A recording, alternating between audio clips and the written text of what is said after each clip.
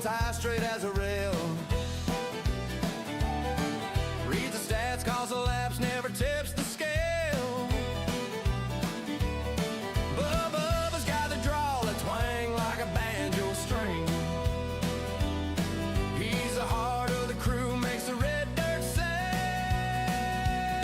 On B.A.C. casting and drafting, tune in for the show where the engines roar and the beer cans flow. Talking banter, swapping stories under the southern sky. Racing's the reason, but we're here for the ride. Hey!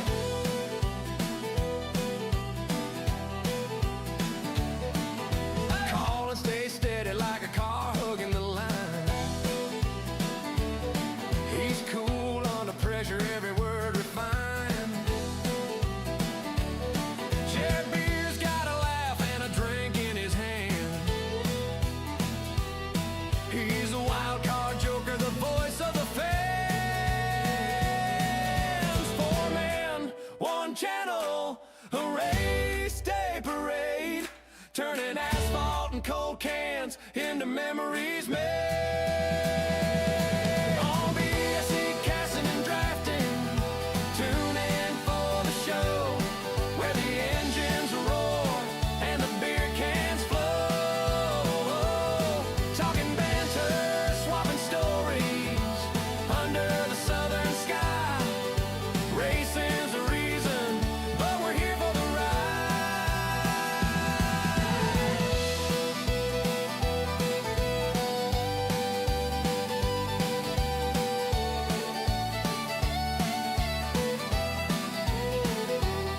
It's more than just NASCAR, it's a way to unwind. Cheering loud, feeling proud, leaving worries behind. From the first green flag to the last checkered wave, it's a soundtrack of a good time, the anthem of our day.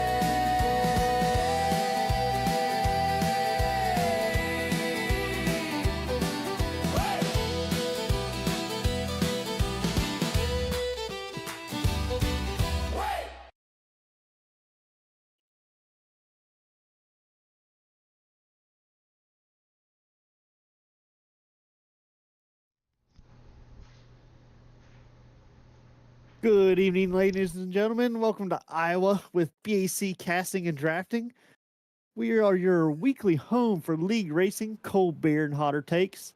My name's Bubba. We've also got Andy and Jared in the booth with us tonight, along with a co-star, Brian. And if you're sober, you're watching the wrong daggum stream, let me tell you. We're broadcasting live with B.A.C. levels of probably illegal, and we're ready to side draft past politics, pace cars, and Ant's Facebook rants. Let's drop this green and chug this thing to the checkered, baby. Andy, Jer, Brian, you got me? Hell yeah. What's up? Good evening. What up? Not Ready much. to see some racing at the .88 mile Iowa.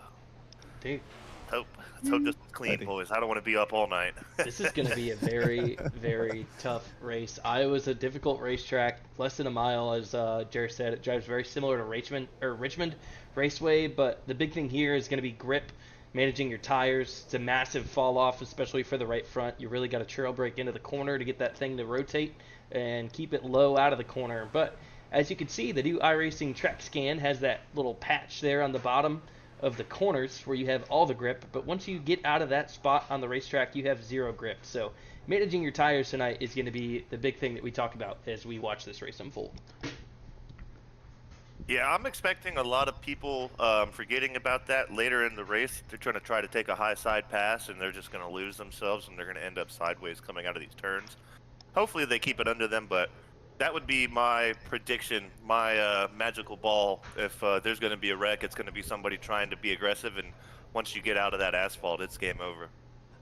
Yeah, Well, we know who our aggressive ones are, that's for sure. The Intimidator, Michael Prince. Be on the lookout for him. What, he's won 2 straight now, boys? Yeah, he has. He's been on fire. Dude is 3 out of the 4 or something like that. Yeah, Michael Prince is heating up. But last night in the practice event, Keith Keith Fallon was extremely quick.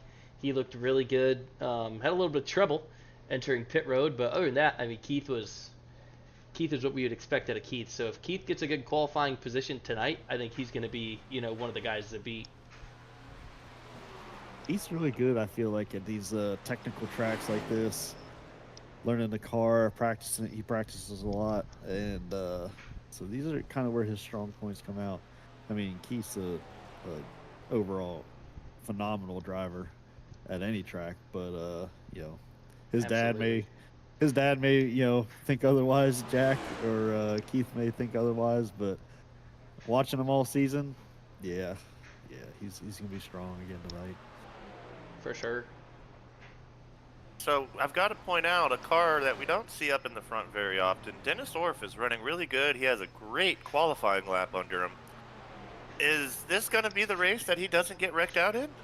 I don't know. He did race last night. I was joined in the group that they did for practice, and Dennis was there. So I think Dennis, he's a guy that we know practices a lot. So I think he learned a lot from last night, and it looks like he's definitely showing off what he was able to do. But now Ryan McClurg, he goes quickest.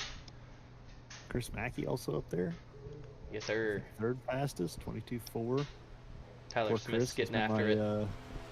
My broadcaster curse last couple weeks, dude. Terry Vincent's on track as well in that chili scheme. Oh, dude. Scary We Terry. talked about it. He ain't coming out of the Dente machine, dude, all year now. Until he wins that championship. baby. Terry won last week. Michael Prince was second, Oh, yeah. I believe, or third. But I mean, Terry Michael Vincent. Prince won the tournament last week. That's right. I think Terry Vincent, if he continues doing what he's doing, he's going to be a deep run playoff driver as well as Michael Prince, and so is Keith. So, I mean, we got 2 races left in the regular season. The cutoff line is really close. We're looking at Nolan McClurg versus Bailey Brandon, a couple of the guys fighting for that cutoff spot, as well as Austin Norris. He's kind of worked his way up into the contention for playoffs, so Austin Norris needs to have a really good night tonight as well. He's also been one of those looking at consistent it. guys.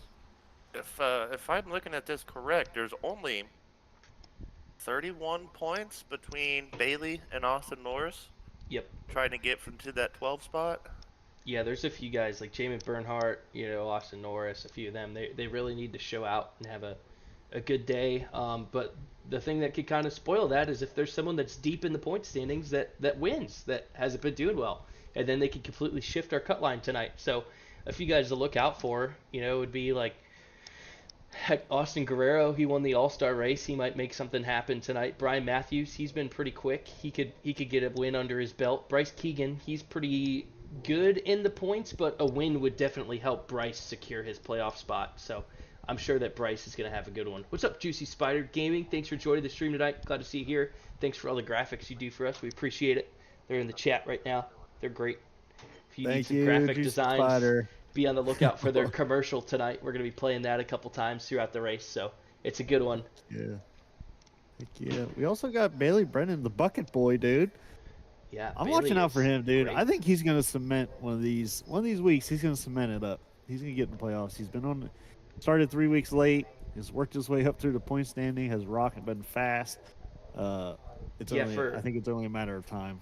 The disadvantage he had, with a little bit less races that he's completed on the schedule and how well he's, performed since he's joined has been extremely impressive. So I'm excited for Bailey Brandon tonight. I think tonight could be a good night for him. He was quick as well last night in the practice race. He showed a lot of speed in the short runs. So Bailey could be someone that works to the front of the field, pretty early in the race, even though it looks like he might have had a 8th on the qualifying board, but not bad. I think we'll see a good showing out of him.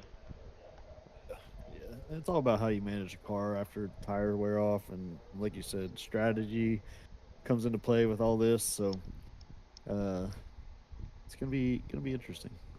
Yeah, we gotta be getting close to like my favorite time, which is our starting grid. I love doing our grid readouts. I think we're at that point, aren't we? I think we are. Yeah, it is. It's time to get them. It's time to get them lined up. Pace cars out there. So, all right, folks, buckle up. We're getting ready to go racing here at Iowa. It's time for your starting grid for this evening. So let's get after it. Let me get the music queued up. We could do a little read through, huh? Let's do it.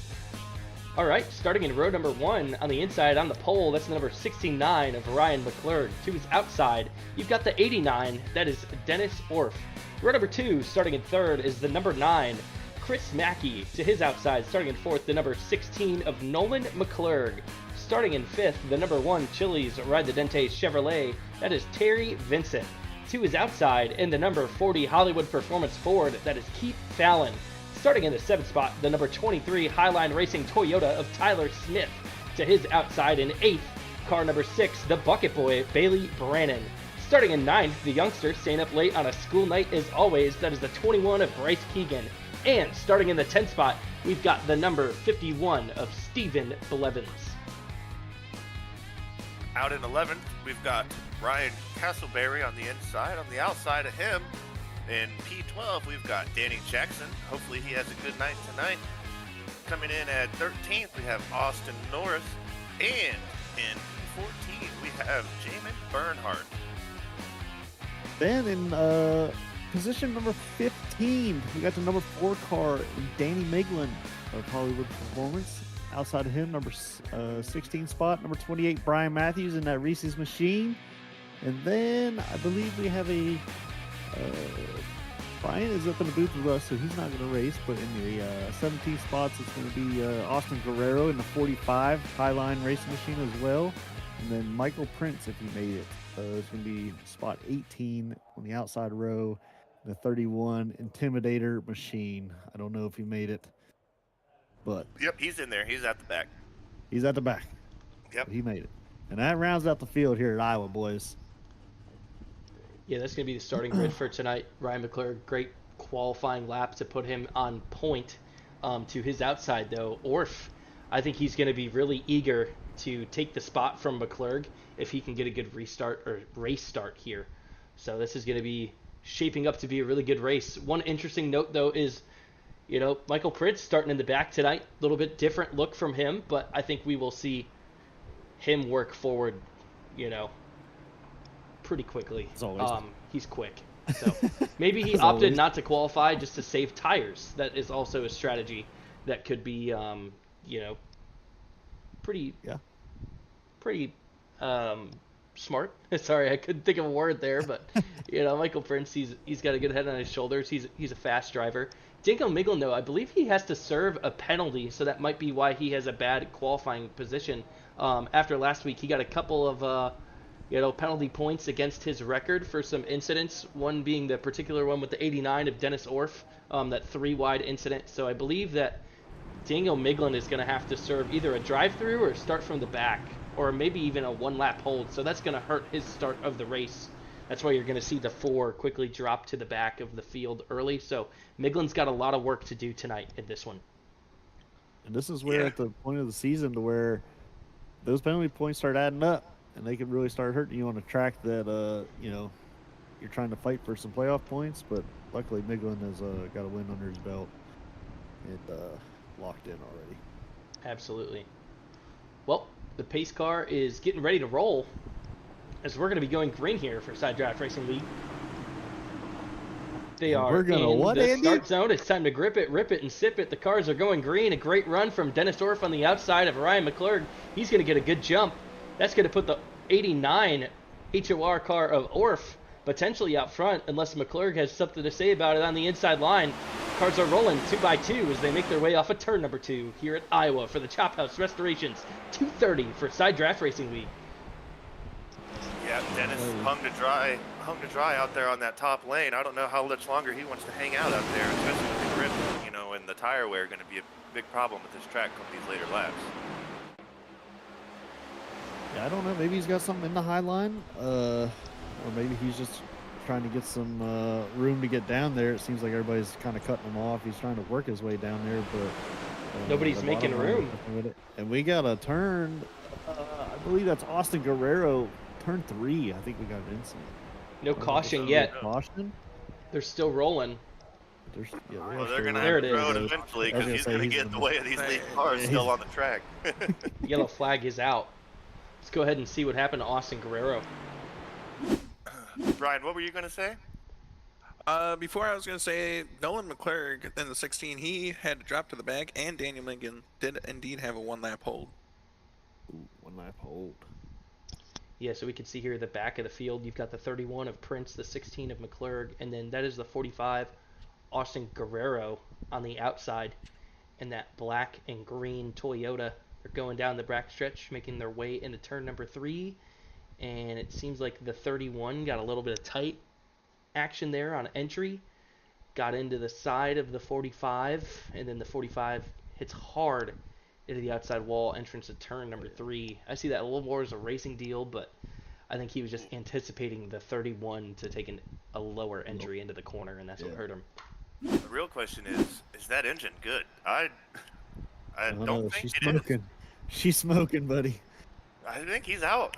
He got half a lap into the race and he is eliminated because he went engine first into that wall. He had to get a tow, and that car's not moving on a tow lane, or pit lane. So, Well, I he think might that's have gonna to wait for the tow, but he does have a fast repair, so you know he could get back into this one. He's not completely out, but it is gonna slow him down a lot and definitely hurt his chances early in this race.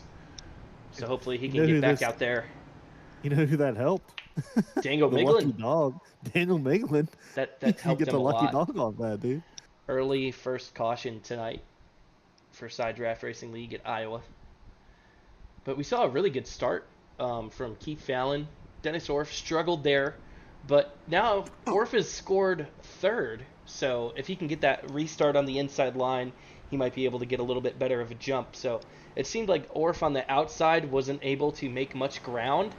He took a pretty wide attack angle into turn 1 and 2 and just, wasn't able to get back down to the bottom. So definitely learning opportunity for a lot of these drivers, especially if you're the leader. The leader's able to choose their restart lane.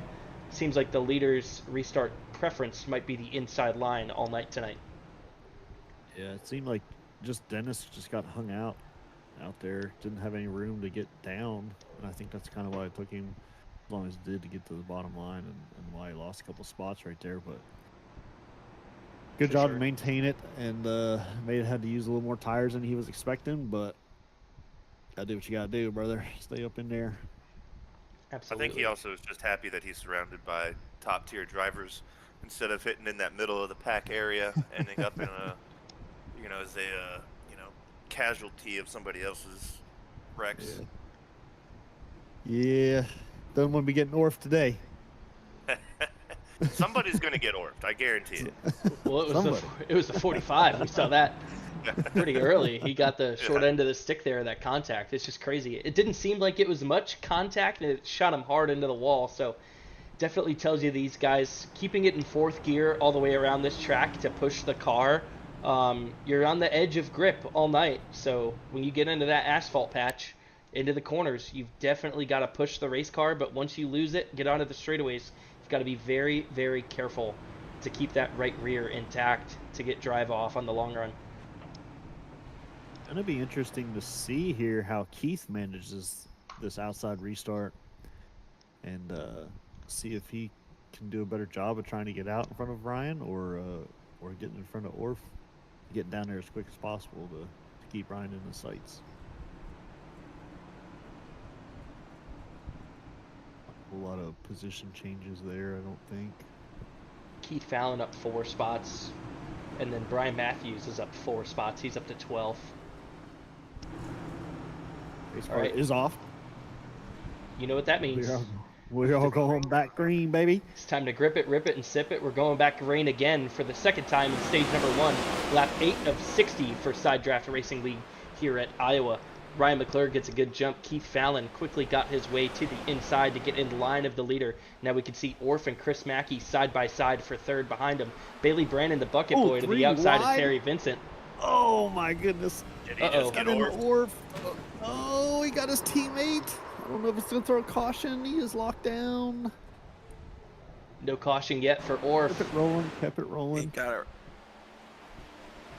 Oh, man. I knew it was going to be tight going 3 wide into that corner. I was like, oh. We missed it. No Keith caution. Fallon after that 3 wide moment. Oh no, Chris Mackey into the infield. Uh-oh. That hurt. Look out. You can see there Chris Mackey, as soon as he got off that patch, he lost his grip. Yeah, I believe everybody's got to kind of settle down, get in the groove, kind of just work this car in, get comfortable in the car. Seems like A lot could be of a race little to bit of go. trouble for Ryan McClurg. He started on pole and he's been losing ground. Maybe just saving.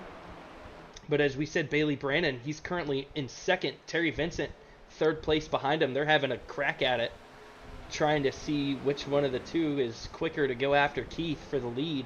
Terry goes to the inside in turn number 1. Bailey Brannon to his outside. Brannon lifts. He's going to yield the position to the number 1 Chili's Ride the Dente machine of Terry Vincent. That's going to move him up to second. Brannon falls back to third as we see Ryan McClurg is in fourth. Bryce Keegan behind him in fifth. Tyler Smith in sixth. Yeah, we're gonna There's a see. lot to keep up with so far. I'm surprised there hasn't been another caution already between cars making contact, ended up sideways, going through the infield. Dennis did a good job of keeping it straight there. I thought he was going to collect his teammate Young Buck, Bryce Keegan, but kind of may have helped him out a little bit coming around there, and then kept it out of the wall. Did a good job, kept it moving.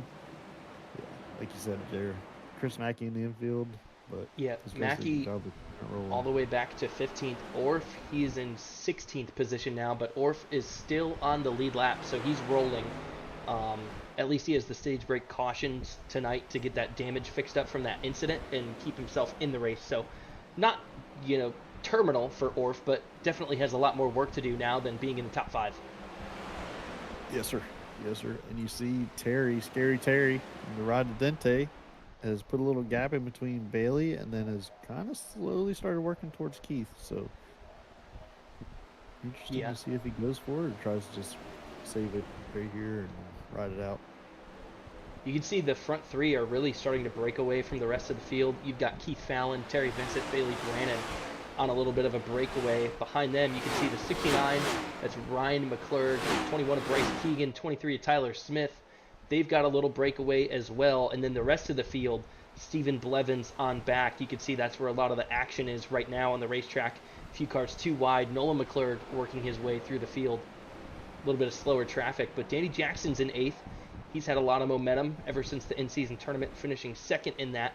Jackson's looking pretty good at the start of this one, going forward in this race. Yes, sir. Brian Matthews behind him. Ryan Castleberry behind him as well. Looking strong here so far. You got behind him, you got a good rivalry going on. Nolan and Michael Prince. Back there with Austin Norris. Battle with Austin Guerrero as well behind him. Yeah, Michael Prince started towards the back, and he is definitely trying to carve his way through the field to get to the front. Nolan McClurg, though, is going to slow him down. Nolan McClurg's pretty quick on this short track style of racing. So the two of them, we're definitely going to see battle towards the front. Ryan Castleberry got around Brian Matthews. He's up to 9th, trying to get his way towards Danny Jackson, the 35 Alani Toyota of Castleberry, looking pretty good for Highline Racing early in this one. Stage is 60 laps for stage number 1, so we've got about 40 laps to go here, and from my knowledge, you can get between 50 and 55 on fuel, so they will have to stop at least one time by my estimate to make it to the end of the stage. Yeah, I mean, they're not gonna. That's about as long as those tires are gonna go as well. So I wouldn't be surprised. Everybody's got to take 4. When is the stage break? 60. Yeah, all right. I'll probably take those tires to the stage break, but that's going to be cooking those things towards the end. Another thing to note as well is there's only 4 sets total of tires in this race. So for 235 laps, you've got to figure out the strategy call for 4 total sets of tires. So we're definitely going to see this field, stretch out and then work its way back together based on who is saving and who is pushing early in the run. But right now, all of the battles are going on in the midfield. You can see there's a battle for the 7th spot and then a battle for the 10th spot behind him. Yeah, So they're battling back there. Keith Ballin has just drove away almost, what, 4 seconds? Is that 4 seconds in front of Terry? Terry may be closing a little more now, but Keith is looking in charge here in Absolutely. stage 1 at Iowa, baby. When Keith gets clean air, he is definitely one of the best in class for Side Draft Racing League. He started this race in 6th. He's already out front in 1st. Terry Vincent, he is in 2nd, started this one in 5th. Bailey Brannon up to 3rd, started in 8th. Ryan McClurg, he's down a couple spots, started on pole, back in 4th. Bryce Keegan, he started 9th, he's up to 5th.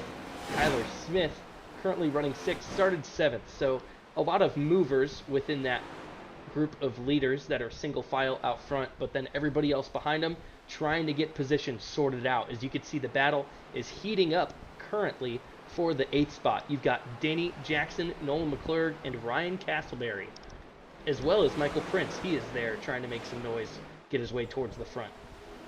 Yeah, and Michael Prince is kind of getting held up in this traffic, but you could tell he's got a significantly faster car than the 3 cars ahead of him. He's just looking for the opportunity to safely get by them and try not to cook his gas or tires to get around him in the process. Yeah, no doubt. No doubt. But Ryan Castleberry has looked strong today so far. Run clean. Seems to be running fast. He has looked at Nolan McClurg a couple times, low line. So good to see out of him.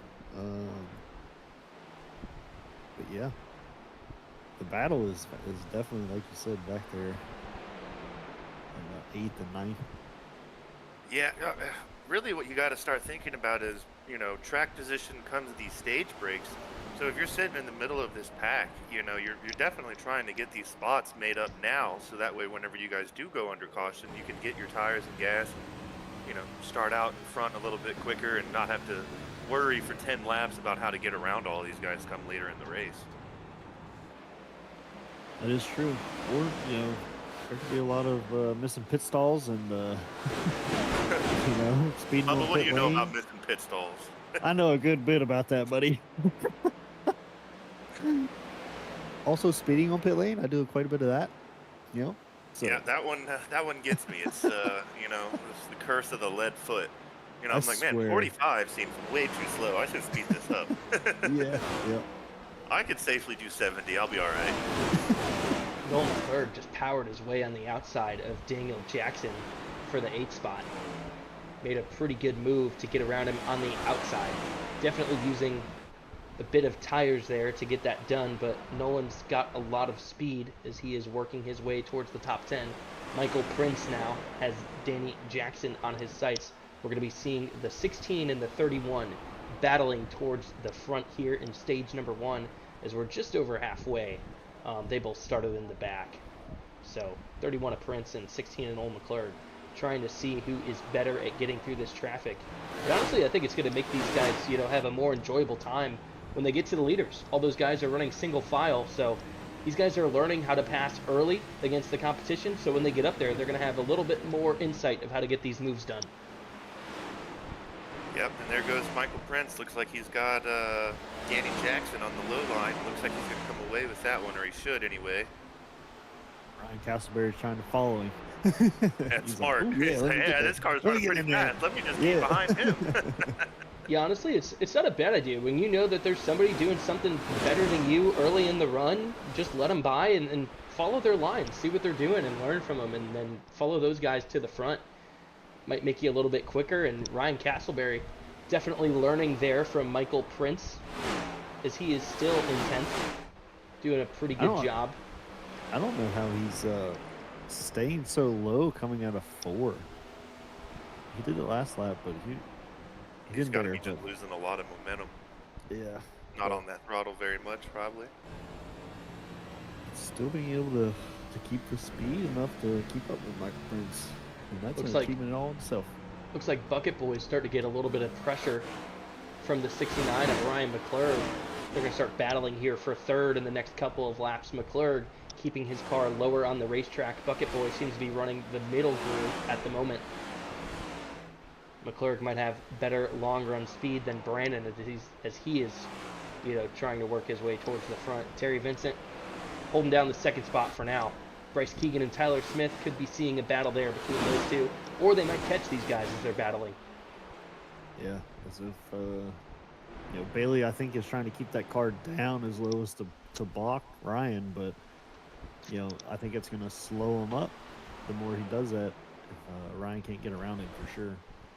We got one on pit road. Oh, we're starting Yes, on we pit do. road already? Starting on pit 89 road. of Dennis Orff making a scheduled pit stop. It's going to be a gas and go to make it to the end of the stage here. We'll see if he gambles for tires. I don't think that he will. I think right now you just need fuel in the race car to make sure you got enough to make it to the end of the stage. So Orff going to be taking a gas and go, if I had to guess correctly. Nope, taking tires, at least All right. outside so far. Yeah, I'm sitting here in the blimp cam looking, and I think we might have some lap traffic towards the end of this stage here. Yeah, you could see the 45 is slow at the moment. He had an incident earlier in this stage that worked him a couple laps down towards the back, so Guerrero might just be saving long run speed to just hold on and try and get some lucky dog spots later in this one. But it's going to be a long uphill climb to try and get those laps back for the 45. Ryan McClurg just took third from Bailey Brennan. Finally got underneath of him. Yes, he did. You can see now the 16 of Nolan McClurg, after he passed all of that traffic to get P7, is starting to make ground towards the 23 of Tyler Smith. McClurg has got a pretty good looking race car tonight, and he's making up a lot of ground towards the guys out front. So we'll see what McClurg can do on the long run, as we've got 20 laps to go in stage number 1 here at Iowa. You gotta wonder if Dennis's wreck from earlier had any say on when he was going to get 4 new shoes put on come this last pit stop. But that's a little early for my blood on trying to get some new tires on. I think I would have tried to limp that thing around for the stage. I think we got another one on pit road. I think Bailey is definitely falling off. That's the Young buck. 23. That's Tyler Smith currently on pit road. He's going to be taking a scheduled stop here before the stage break. We'll see what he does for strategy. Also grabbing tires. There was talks about maybe swapping to 5 sets instead of 4. Do we know if they did that or not? No, I think they it's- did not. They I kept it think on it's 4. I think it's 4 extra sets. So they have 5 sets total, if that math is tracking, I believe. Bailey Brennan just went into pits as well. Excuse me. Looks like Terry Vincent is also going to hit in. But looks like we've got a lot of guys coming in. Yeah, Bryce Keegan pitting, Terry Vincent pitting. You can see Keith Fallon, he's running very long to try and stretch out the lead as much as he can. He's got all that clean air, might as well use it. Still got a lot of distance in front of him to the 23, who's already pitted. That's Tyler Smith. Especially with all that time, that you've made on everybody being out front.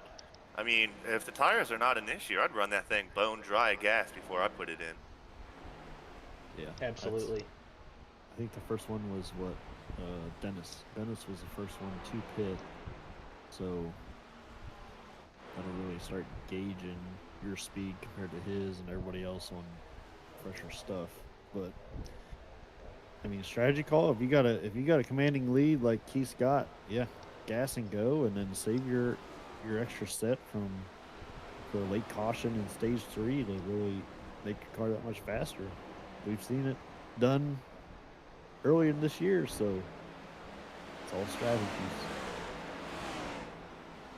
Yeah, Keegan made a strategy call that put him in a pretty good spot. You could see Bryce right now is back there trying to battle his way towards some traffic. He's got Tyler Smith right on him, as well as Daniel Miglin. Smith and Keegan are going to be battling for a top 5 spot once this cycle is over. Bailey Brandon had a pretty good stop on pit road.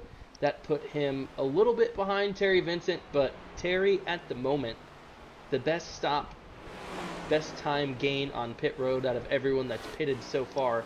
He is already up to 10. So Terry's trying to work his way potentially towards Keith, depending how the stop goes for the number 40 Hollywood Performance Ford of Keith Fallon. As you can see now, Fallon is on pit road, making his stop now. We'll see what he decides to do, and we'll see where Terry Vincent comes out in relative to the 40. I'm sure he's going to come out ahead of him. 12 to go. Yeah, 12 to go in stage number 1. Terry Vincent on that fresher set has definitely made up time to the number 40 of Keith Fallon. As Fallon exits pit road, Terry Vincent's going to be to his outside as they enter turn number 3. We'll see if he can get the move done on him. This is going to be provisionally for the lead. Once this cycle is over, Terry Vincent, he's going to get the move done at the stripe with 11 to go. Right now, the 51 of Stephen Blevins is the leader if we get a yellow. But we'll take ahead and look at this battle between Terry Vincent and Keith Fallon. Let's see who's got it. Tell you what, you gotta love that umbrella car in Stephen Blevins. Pretty sick paint scheme, if I don't say so myself.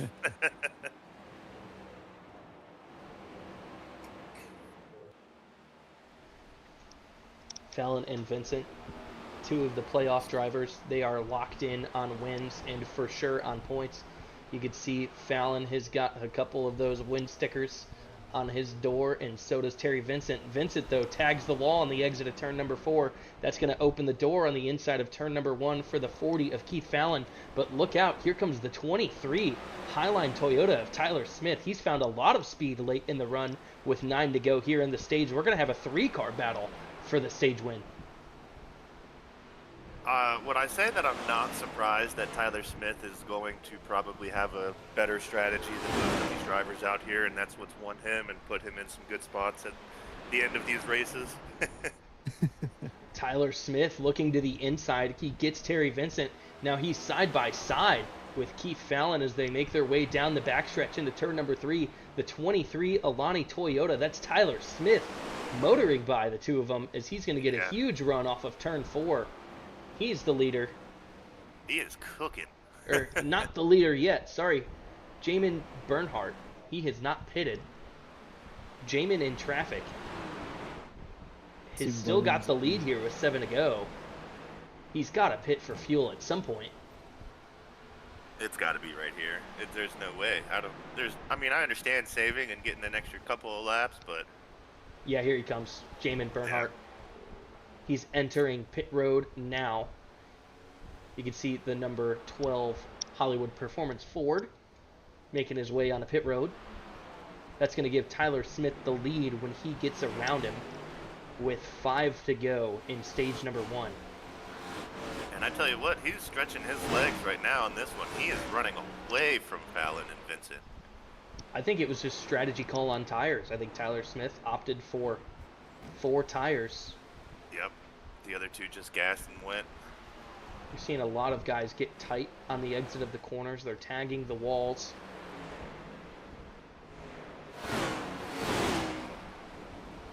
Tyler Smith looking really good.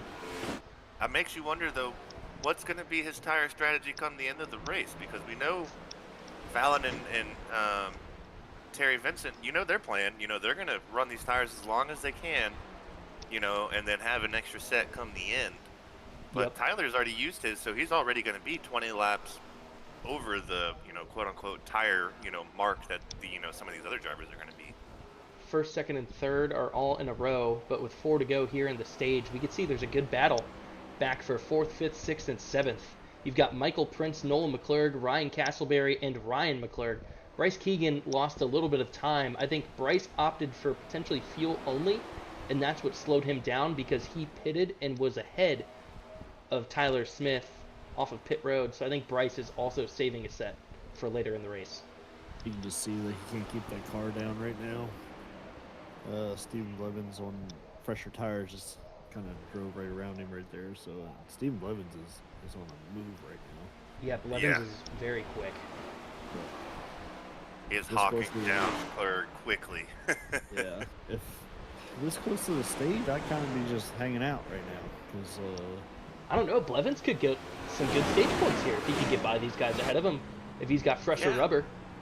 it's true. Fresher You can see rubber and there a he better goes. starting point. I mean, you're going to be all bunched up again here in a second. You might as well try to get ahead of him. He's getting a monster run down the backstretch as he gets by Nolan McClure. He's had a monster run everywhere. He's faster on the turns. He's faster on the backstretch. This dude is a rocket ship right now. Yeah, Blevins looking really good. Ryan Castleberry, though, worked his way forward on strategy as well. Castleberry, he's going to be battling, Blevins. So we see the 45, that's Guerrero, making his way off of pit road. And I believe that is the stage. Tyler Smith, stage winner, as he's checking up. Caution is out. And Tyler There it Smith is your stage number 1 winner. Great job. I got to think of tactful questions to ask him about his strategy without asking him about his strategy here. We'll pull him up in a second. I know he's not going to give us much, but journalistic, integrity, I've got to try. Yeah. Well, we've got a short minute before these pit stops get underway. Let's go ahead and take a look at the Juicy Spider graphics commercial. They provide a lot of our graphics, so we're going to go ahead and take a moment to recognize Juicy Spider and their outstanding works. If you need some graphics done, they're definitely the people to hit up. Yes, sir. We're in the game.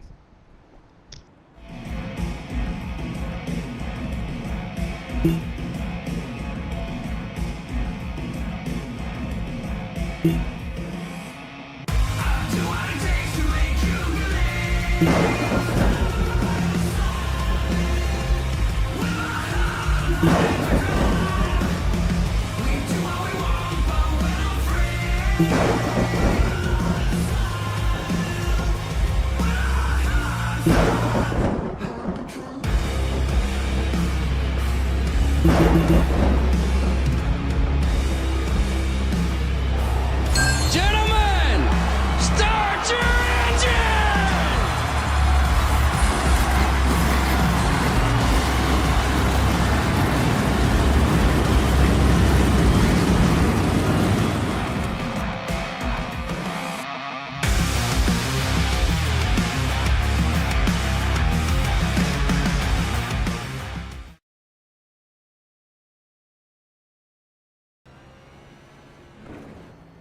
Juicy Spider graphics.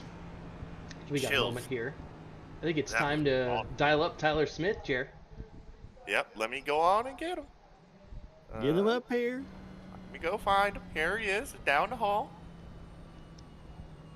Tyler, it's Jarrett and Andy and Bubba and Brian in the booth. You got a copy. Yes, sir. What's up? What up, Tyler? Congrats on the stage win. Congratulations on the stage win there, brother. Thanks. What you got? What's that strategy? No, into the we gotta be stages. tactful about this. Hold on, we gotta be tactful about this. So we know Oh, you no, got it that wasn't. stage win because the other 2 drivers in front of you just gas and goad. So we know that you're on, fresh new shoes, but you've got about 20 extra laps on those. What's your thought process going through without giving away any of your strategy on what's going to happen here? No. So right now I have a new set on.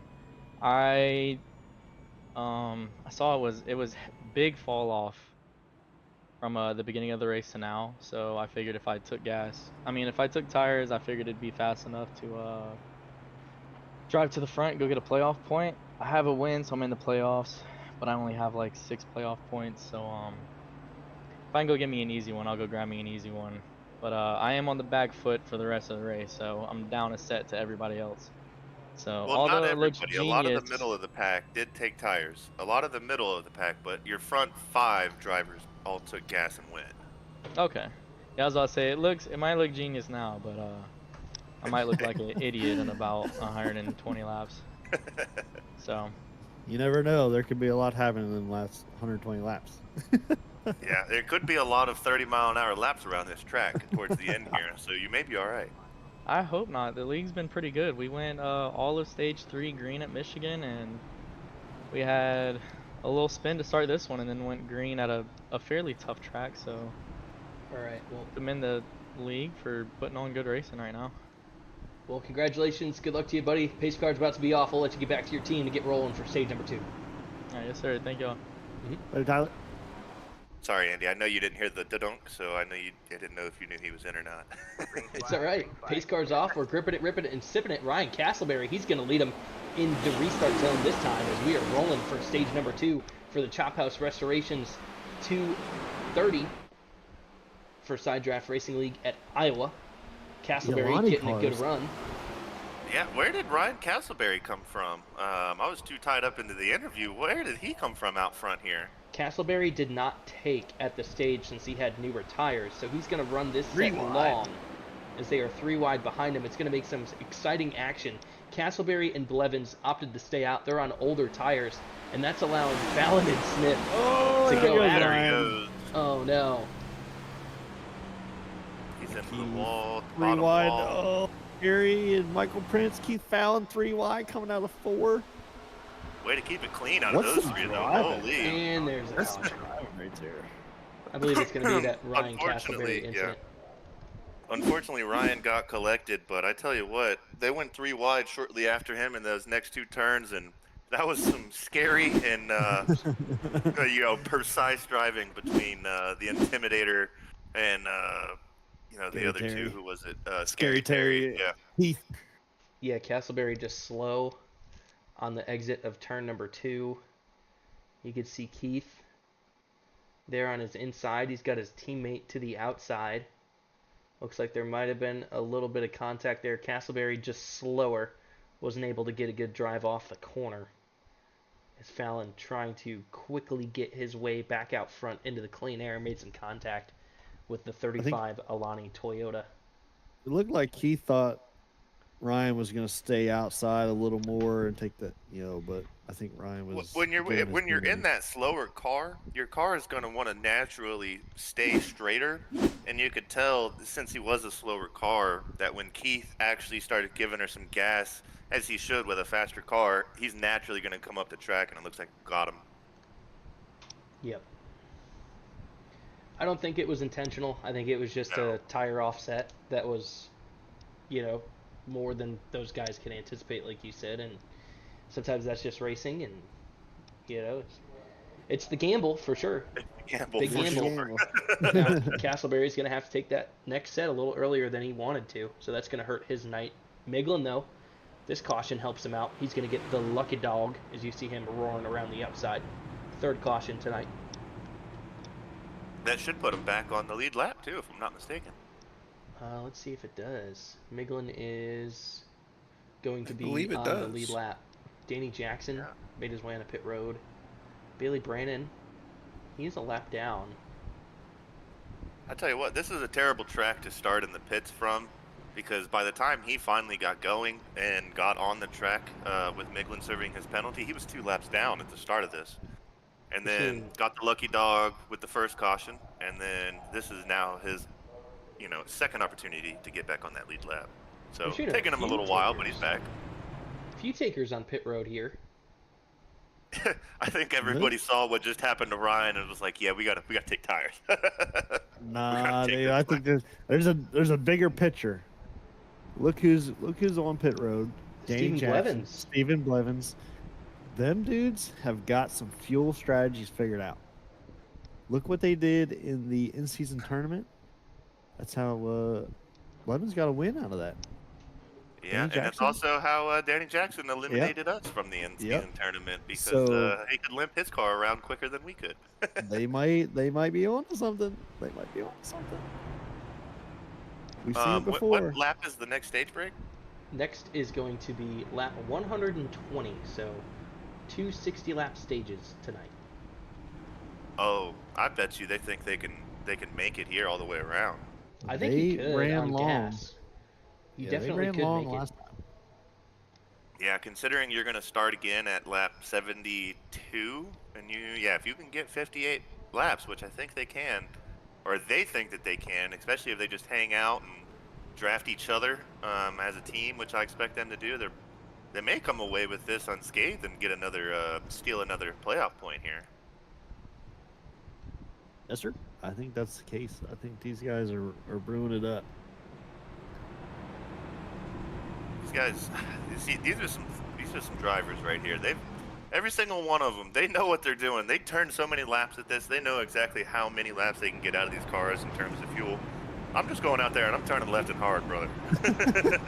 Amen, brother. Well, cars are formed up. They're 2x2. Tyler Smith, the leader, is going to choose the inside lane to his outside, the number 1 of Terry Vincent. Behind them in row number 2 is Keith Fallon and Michael Prince. Pace car is going to peel off, and we are green again. Grip it, rip it, and sip it. We're going at Iowa for Side Draft Racing League. Tyler Smith leads him through the restart zone. He's going to maintain his lead. Battle for second is on. It's the 40 of Fallon and the number 1 of Terry Vincent. You can see Noel McClurg worked his way into the top 5 as well as Michael Prince. They've gotten through the back of the pack. Now it's time to battle their way out front. Let's see who can get it done as we get going with about 45 laps left here for stage number 2 for Side Draft Racing League in the Chop House Restorations 235 at Iowa. The Cornfield Clash. Cornfield Clash, brother. And we know Michael Prince can, he can handle himself within this traffic, but I'm curious to see how Keith Fallon does with some 30 years behind him. It's not very often you see that, so I'm curious to see how he's able to handle this behind Scary Terry and Tyler Smith here. Yeah, I think one name that we haven't talked about since the beginning of the race that's kind of battled his way back is Dennis Orr. Worked his way back in the top 10. Young Buck was challenging Michael Prince for, I believe that's the number 8 spot there, as he gets the inside of Michael Prince as well. So, Yeah, I think Ryan, your teammates out there looking good? Yeah, they are. I'm just trying to keep quiet so I don't step over you guys here. You guys are doing too good.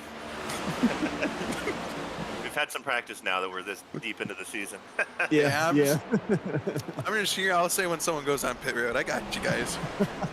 But hey, we'll ask you right now. What are we looking for with your teammates out here? Have you been keeping an eye on them? How are we looking? What are you expecting from your team, considering you race with them a lot? Yeah, I've been watching him. I've noticed Dennis. He's been kind of sitting there. He kind of just sits there really, and he will slowly make his way around. He doesn't try to force anything. And then Bryce, I mean, just doing what he normally does. Sit there. I can only imagine that he's probably upset in the voice chat, and I don't know. Usually he's always talking. I know Chicago, that boy was hot. Oh I don't know yeah. if Bryce is upset. Someone that might be upset in a couple laps, Tyler Smith. He's got some company on his outside. That's the number 1, Terry Vincent, trying to get the move done on the front stretch. Can't do it. Smith gets the better drive off the corner. Keith Fallon just waiting patiently behind the 2 in front of him, trying to get that position sorted out. He's got Nolan McClurg behind him. Nolan and Ryan now into the top 5. Ryan started this race towards the front, lost a little bit of ground in stage number 1, and now he's back up there. But someone we haven't talked about a lot tonight, riding in the 5th spot after that little moment in stage number 1 where he got into the infield. That's the 9 of Chris Mackey. After that incident, he's made up a lot of ground. Mackey is working towards the front of the field as he is now battling the inside of the number 69 of Ryan McClurg. Noel McClurg on his sights next. Yeah, and it looks like he's about got him right there. He's really good at hugging that bottom line coming into these turns. I would not be surprised if he's sitting P4 here in about 5 laps or so. He's looking real good, getting back into it, and hopefully got that car under him and kind of understands where that line of too much and ends up in the grass versus fast enough and, right where you want it to, start getting around these guys. Terry Vincent got the move done on Tyler Smith for the top Yeah, spot. With Tyler Smith, those 15, 20 lap tires older, they're going to catch up to you eventually. At this point, if you're Tyler, you're still sitting pretty in second, but if it starts becoming a problem, then that's, if you start losing a lot of spots, that's where it's a real issue. So that's just... Bryce Keaton's been looking on the inside of Ryan McClurg as well. Last couple of laps, coming out of 3 and 4. Yeah, looks like McClurg's having a little bit of an issue for some grip on this short run at the beginning of the stage. Maybe he's just trying to save a little bit more since he had that fall off at the end of stage number 1. But Chris Mackey, he is not holding back. He is still trying to make up ground to get his way into the top 3. He is attacking. Bryce Keegan, though, behind him. Looking to the inside of Ryan McClurg. Trying to get Yeah, him there for 6th. if I'm Bryce, it looks like Bryce is, favoring that inside lane around the turns, which makes sense. But even on the straightaways, he's considerably lower. I wouldn't be surprised if he takes a higher line and gets right behind that 69 car and then is able to almost slingshot him way around on the bottom of one of these turns to kind of propel himself by him. But Noel McClurg if you passed keep Keith. holding that inside all the way around, you just have no momentum going into these turns. Noel McClurg got past Keith Fallon for the 3rd spot. Looks like Keith might be having a little bit of trouble or saving as well. We'll see what's going on with Keith. Terry Vincent out front ahead of Tyler Smith. Keith Fallon, who led most of stage 1, he has dropped down to 4th here in stage number 2. But now that there's new players at the front of the field, it's going to change a lot of things up. We're going to see the dynamic of this race change a lot on the restarts. Don't know what happened to Michael Prince on this most recent restart. He's dropped a few positions. He was one of the drivers that took tires early before the stage break, so you're seeing, it looks like probably just a tire differential of those laps because it's a steep drop. It's a slippery slope for sure when those tires give out. Clutter going for the number 2 spot. Maybe Tyler Smith gets a little tight, had to lift. Tyler comes out. Gonna get it back on the front stretch. Yep, and I was just listening into Keith Fallon's crew chief. It looks like they are just going to go with the saving strategy. He's already proved the point that he could run this race if he wanted to and win it all, but he's going to save those tires as much as he can, is what I'm hearing from the crew chief to the driver right now. Man, I need that radio frequency, Jared. 121.8, brother. Well, Keith said, "Hold my beer. I'm not listening to you. I'm going under you, Tyler Smith, and we're gonna get some positions here." As they get a little close there. Chris Mackey following Keith Fallon right there close, kind of leaving Tyler Smith out to dry on that outside line. Yeah, and this is exactly what Tyler Smith was talking about in the interview of, like, if he can just hold it together as much as he can to get back on the same tire strategy as everybody else, perfect.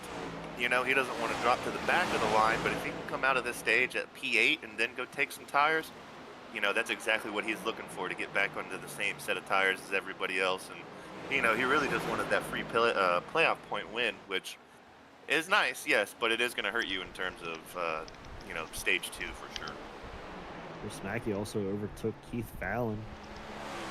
And there for a while, I thought Bryce Keegan was going to follow Mackey and try to get Keith as well, as Keith was kind of caught on that outside line. Dingo Miglin, who we saw start in the back with that penalty, had worked his way up to 10th, and he has already made his pit stop early for stage number 2. So Miglin, he's going to be making up some time to the rest of the field on fresher tires. Could be a gamble that puts him ahead of a lot of cars at the end of this stage, since he pitted on the lead lap in 10th. Now that he's got fresher tires, he's not battling, and he's got a lot of clean air and track ahead of him to go ahead and make up some ground. I think the unsung, or I should say the people hiding in the shadows that we're not talking about enough, is this team of everybody running at Sky Motorsports, right? Because let's not forget, they took gas early and they already have tires. They're going to take this thing all the way to the end, and they're just slowly sitting back there and slowly moving up. I guarantee you that these, all 4 of these drivers are going to be, in the top 7 come the end of this. Yeah, we're saving that. Something Keith Keith Fallon. Fallon. Man that's not saving is the black 31 machine coming for Tyler Smith. Keith Fallon's exiting pit road right now. Yeah, he got gas and went. It looked like I saw him get off. He's going to try to take his pit. Try to probably get some clean air, just try to, mix up the monotony of turning laps, sitting that P4 spot. See what happens there, because everybody's going to have to go in those early spots. It's this late bunch, sitting around P10 that you got to keep an eye on. Yeah, you could see there, Jamin Bernhardt is battling Bailey Brandon. Brandon had an issue. Brandon is now a lap down, but he is in position to try and inherit the lucky dog. So Bailey Brandon's going to have to battle here in stage number 2 to get that lap back for stage 3. But Nolan McClurg is starting to slowly chip away at the lead of Terry Vincent. He's got it within a second now, with 23 laps to go here in the stage. McClurg showing some good long run speed, as well as Chris Mackey and Bryce Keegan. So they're slowly creeping up as well. Yeah, it's just, you know, a push and pull, you know, chess game here of how much gas do you want to use versus how much gap do you want to have. Yeah, for sure. Well, we talked about that Daniel Miglin strategy. He has come out about, you know, a quarter of a straightaway ahead of Keith Fallon after that pit stop cycle. So for Miglin, the early call might be the answer, and he's starting to catch the back of that Sky Motorsports group in 10th. So Miglin is definitely in a good spot to potentially snipe a stage win from 10th from an early pit stop call. Could be something to note. Yeah, I love it. I cannot wait to Oh, see Nolan when everybody McClurg. starts Oh hitting. no. Trying to get into pit lane, had locked it up and got into the wall, entering pit lane. We did Well, see there that. goes his fast repair, but he does get to, at least he's already where he needs to be. Bryce That Keegan wasn't in smooth. third. Tell you what, Bryce, you're Young in a buck. position to have a good day. He's about 3 seconds off Terry Vincent, who is in first. Bryce is showing off a little bit out there, but Michael Prince, after he lost that bit of ground, he's starting to push the pace, and he is running down Terry. So I think it was just a matter of saving for a few laps for Michael Prince before he really started to push that race car. Looks like we have one that missed pit road. Uh-oh, Dennis Orff. Dennis trouble. Orff missed pit road. Oh my Oh, He is God! stopped no. at the pit road entrance. You can't even blame getting orfed. Yeah, he overshot it and had to put it in reverse. Orfed himself. Yeah, he orfed himself. Tyler Smith has dropped a little bit. He's back there in 5th. Behind him, you could see the battle of Austin Norris and the lap car of Austin Guerrero in the 45. Guerrero's going to have to throw a few Hail Marys to try and get back into this race on strategy. He's multiple laps down at the moment. Michael Prince making his pit stop. Terry Vincent still out front, followed by Chris Mackey. But Austin Norris now running 5th, having a pretty good points like day. Looks like his teammate may let him by. Yeah, maybe. he is racing Nolan McClurg tonight, so Norris is going to have a good points day to try and work his way into playoff contention. So if you're Tyler Smith, do you let your teammate that is multiple laps down just run by you, try to keep catching up, or do you wait until that blue and yellow flag comes out and let him sit behind you and kind of block McClurg? Well, he just went high to give him the inside line, so I don't think he's really. They're on completely different strategies, running different races. As a teammate there, what I would do is just kind of give him the. If he's quicker, just let him go. There's no point, just help your teammate out a little bit, scratch his back. But we're seeing 2 teammates that have completed their pit stop cycle that are going to be battling for position for 13th. It's Daniel Miglin and Keith Fallon. You can see Dennis Orff has pitted, and he's a little bit behind them. I think Orff is going to be affected by that slow pit stop. Could put Orff in the ability to be a lap down and then have to take a lucky dog. But right now we're seeing Miglin and Fallon, 2 teammates, at the top of the points table, battling it out. Chris Mackey, he's inherited the lead. Looks like Terry Vincent has made his pit stop. Yeah, and this is where it starts getting fun. We start seeing a lot of mix-ups. We start seeing a lot of cars getting back on the track. Going a little slower, and I'm clenching just as much as everybody else and white knuckling that steering wheel, trying to make sure that I don't do something to mess this up for everybody. Terry Vincent currently running 8th. Tyler Smith, he's in 2nd, running extremely long here in the stage. He's got a lot of race cars around him battling for all different sorts of position here. but the Michael Prince machine is on the move. So, of the lap cars, it's Terry Vincent, Michael Prince, looks like Bailey Brannon. Maybe Bailey hasn't pitted yet. Bailey might be gambling on strategy, put himself back in the race. And then Ryan McClurg, Bryce Keegan, Keith Fallon, Daniel Miglin. Fallon's gotten around Miglin. We're seeing a 3-wide moment off turn 4. Oh, Michael Prince. Prince now trying to get after Tyler Smith. Smith is running second. He's running this car as long as he can. Maybe Mackey and Smith know something that we don't. Do you think they have enough to make it to the end? 10 to go here. Then they go. I don't know if they have enough. Chris Mackey was pushing that car. They're getting the stage pretty well and has been pushing it to catch some leaders. Unlike Manny Jackson and them who have Steve Jones. Yeah, I think. Has Ryan taken the gas yet? Castleberry is yet to pit. Yeah, so I think it's going to come down to that Sky Motorsports once again. Yeah, you can see Blevins, Danny Jackson, Austin Norris, Jamin Bernhardt. They're all gambling They've all here. got enough gas. That's Big what's gamble. just crazy is they have enough gas. Could be really, really big for a few of these guys. Ryan Castleberry. He's in third. If he can run this car long enough to make it to the end, he could score some pretty big points as he has caught his teammate now. We've got a whole bunch of race cars on the front stretch on completely different strategies, battling All for three track teammates position. right there, Oh, you dude. see Dennis Orff almost getting to the back of Noel McClurg. Ruh-roh. Orff Yeah, is especially definitely being a on lap fresh down, tires. Dennis, yeah, I'll probably try not Orff to is ruin trying it. to go. He's like, what is all of this lap traffic? Get me around it. As he's going to go 3 wide to the inside of Ryan Castleberry. He's going to back out of it so it doesn't go 3 wide. Tyler Smith to his outside. Noel McClurg. You can see he's got some speed here. Orphan 16th, trying to make up some ground. But Ryan Castleberry is battling his teammate Tyler Smith. Chris Mackey is entering pit road. The leader is on pit road. So Tyler Smith and Ryan Castleberry, the Highline Alani cars, are going to be battling for a stage win with now 5 to go if they have enough fuel to make it. There's no way.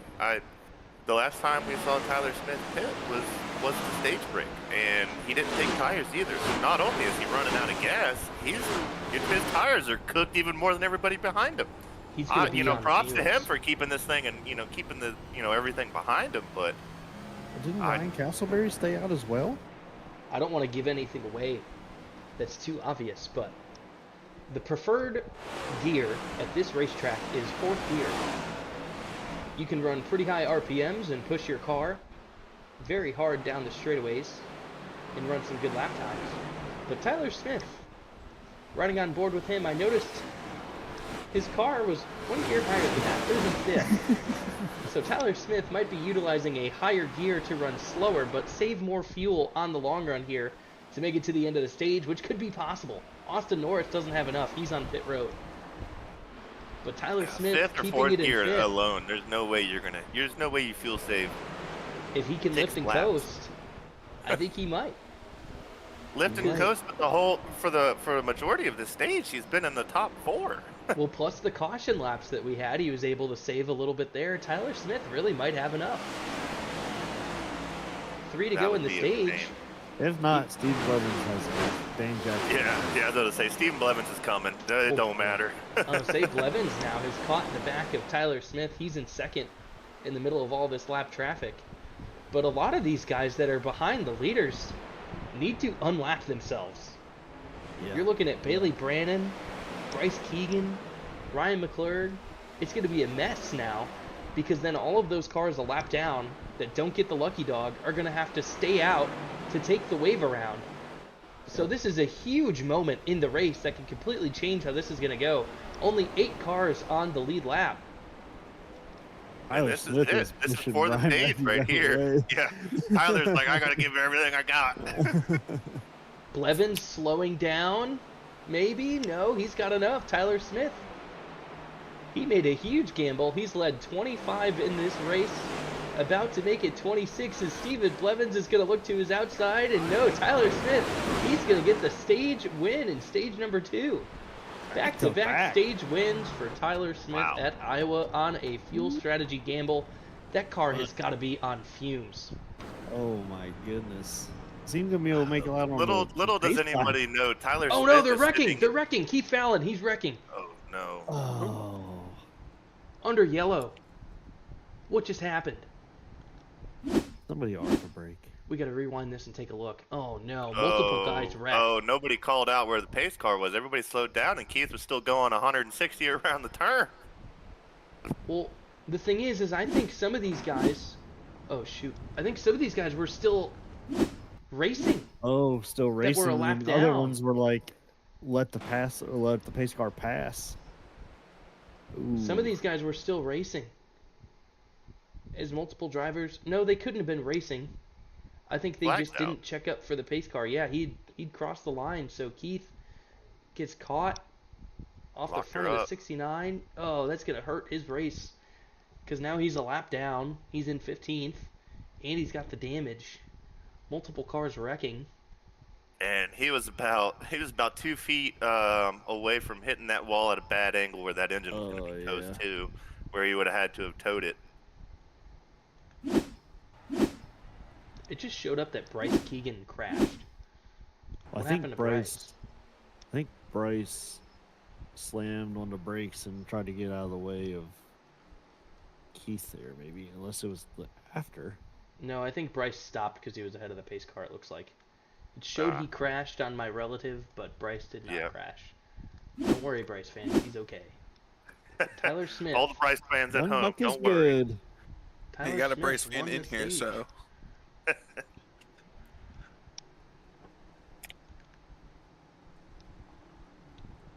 He's on pit road. Yep, everybody's on pit road. Tyler's finally taking his tires. We can see He's the there's stage winner, but he's about to be, a big group of cars that are waiting to take the wave around.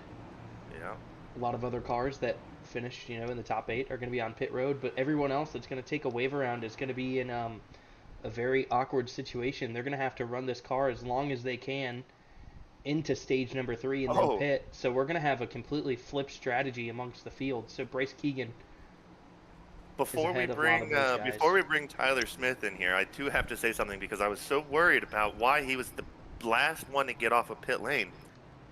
He seemed to have run out of gas on pit lane and was rolling at 5 miles an hour through that pit stall to get where he needed to be. That is why you could see he is a stage winner, but he's going to start this stage at like 8th. Bring him up. Yeah, I wondered that. I was like, all right, why we're is- bringing him up. Here is Tyler Smith. Everybody, welcome Tyler Smith to the booth. Tyler. hi Tyler. Hey, Ryan. Tyler, Hello. it's Jarrett and Bubba, Andy, and Brian in the booth. Man, did you run out of gas on pit lane right there? I did. Oh boy. Give me 1 second, guys. Yeah, If no, pit no. is closed for you, you can pit. We'll clear the blacks. I don't know what's going on. All right, my bad. What's up? Ain't got no gas in it. Oh, it's because all those Yeah. guys have to take the wave around. That's why. Yeah, I don't know what happened. I was riding the clutch as soon as I crossed the line, or really right before. I was Hold on. We might have to let Tyler go so we can do some race control manager voice. Yeah. Oh, we're good. Yeah, We're that's- good. We'll talk to Tyler. Oh, nope, he's here. Never mind. Yeah, my bad. There's a lot going on. You're good. Yeah, it said I had like 0.3 laps, and I was riding the clutch, and I got back on the gas, and it just didn't go. So I've never had that happen before, so I'm not sure what that was about.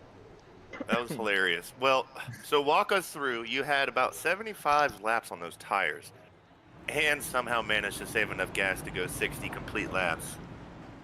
Was that scary? I mean, and not only was it scary, how in the hell were you able to pull that off with lesser tires, fuel saving, and still only lose roughly, a couple of spots here and there up until everybody had to pit? Fifth gear. So I wasn't on old tires. I pit during the middle of stage 1. I did pit at the end of stage and put new tires on there. So I was on the same as everybody else. Oh, okay. And I didn't want to save. I was trying to race. Like me and Terry were going at it for a while, and I realized that I was only like 2 laps short. So I was like, I don't want to be the guy that doesn't do that. So I felt obligated to save and go for it. Well, We're going Godspeed, green, we're soldier. going We see green. that we're green. Yep. Good luck. All right. Had to get Tyler out there. Yeah, I know. I saw we were green. Green. I was like, man, just keep going. I was like, Tyler, I love you, buddy. You race and talk all you want, but if I pull somebody else up here and do that and they crash, I'm never gonna hear the end of it. Yeah. Yeah, the scoring is all goofed at the moment. We'll have to go ahead and give it a few laps before we can get figured out what's going on. But Stephen Blevins, who gambled on strategy in stage 2, is now the leader. I did also see that we lost our Chop House logo up in the top for the race. Oh, it's There still it is. Oh, okay. It changes. Oh. We Oh, fancy now. damn! You can't hide money. Damn. Oh man, but yeah, Tyler looked good. You could, as you heard it right there. Oh, Oh, Michael Michael Prince, Prince. Chris Mackey, big contact. Prince slow on the outside, turn number 2. Mackey made the move up the inside. That's going to slow down Michael Prince. Prince is not going to be happy with that one. Chris Mackey inherited second from that one. Sorry, Jarrett, go ahead. Oh no, I literally was saying, oh god, I witnessed the same thing real time. I was like, uh-oh. I think we all seen it at the same time. I don't know what formula of gas to not keep that thing from turning sideways right there, but he did it. Good on him.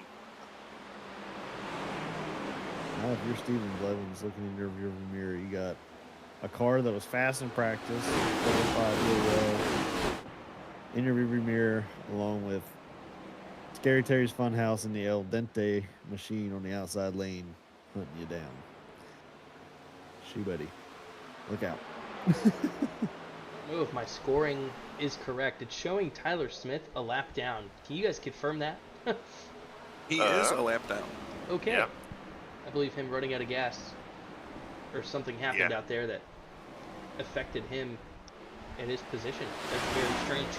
I thought he was leading. Well, everybody else was at pit lane at 45 miles an hour, and he was going 5. That's, seconds add up quick, especially for a pace lap around this is only probably 45, 50 seconds, considering they're turning 22-second laps.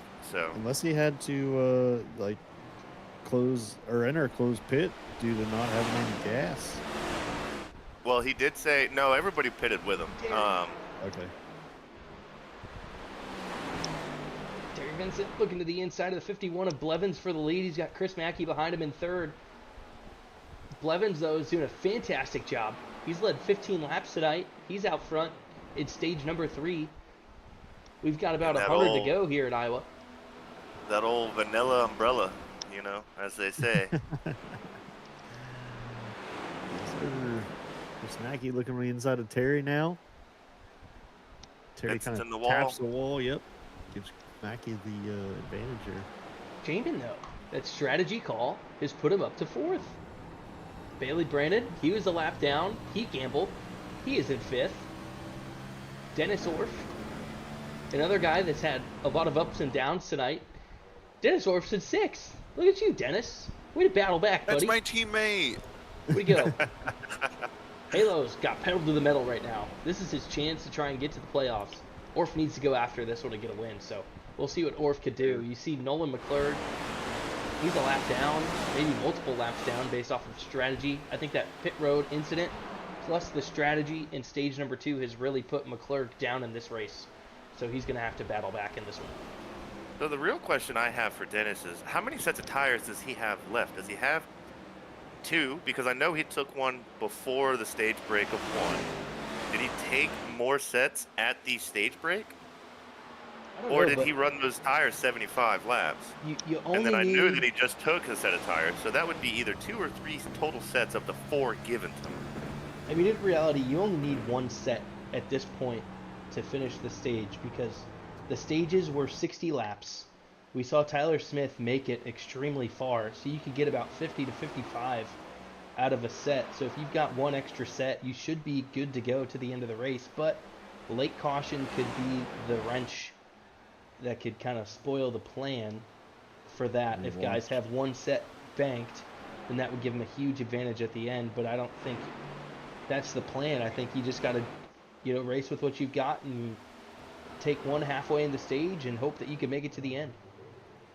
If we know what's guaranteed in side drive racing lead, stage 3 gloves come off, people start battling. So As we saw there with Chris Mackey and Michael Prince. yeah. Yeah, So, I'm not too worried about the top 4 or 5 drivers. I'm worried about P7 to about P12. That is where you are in the danger zone. Yeah. Come these last 50 laps. Yeah, Stephen Kind Blevins of still out kind of front. looking at that number 1 car, and I'm not so sure he's taking a note out of Tyler Smith's book. Maybe Terry's saving. Maybe Terry's Yeah. saving a set of tires. He might be doing a little bit of a different strategy call. Could be on a 2-stop strat if that is a possibility. I don't think many guys are going to try that out, but hey, if you could, turn the 100 lap 250s into maybe a 20 and some 40s or something like that, it might work out. For sure. I'm going to be honest, there's at least a couple of cars out here that have 2 sets of tires, and if we get to about 160 and a caution comes out, I'm taking tires, gas, and if another one comes out at 200, I'm doing the same damn thing. I'm going to get out there. I'm going to use everything I got to try to get out front. I would not be surprised to see some drivers, if there is some late cautions here, they're just going to, burn what they have. You can't take them home with you, Well, check out Jamin. He's running 4th, starting to make a little bit of ground towards Terry Vincent in 3rd. Jamin's had a pretty good night tonight. He's led a few laps on strategy, but he's put himself in a very good position here for stage number 3. Jamin needs a lot of points to get his way towards the playoffs, but this could be the night that really propels Jamin forward. Another thing to look at is, Nolan McClurg is very far down in the order, racing Austin Norris and David Brannon, so that could definitely affect the cut line as well for Jamin. It could shift down towards him, and if he gets a high points night ahead of all of those guys, Jamin could be one step closer next week to pointing his way into the playoffs. So, good luck, Jamin. Go after it. Get it, buddy.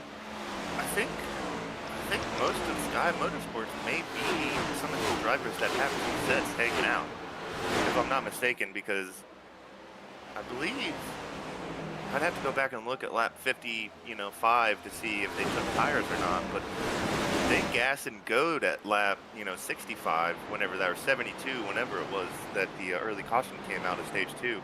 They didn't take tires. So if they only took 1 set on stage 1 set now in stage 2, if a caution comes out, I would almost guarantee you that Sky Motorsports has something up their sleeves to try to push these cars over the top of these, quicker drivers.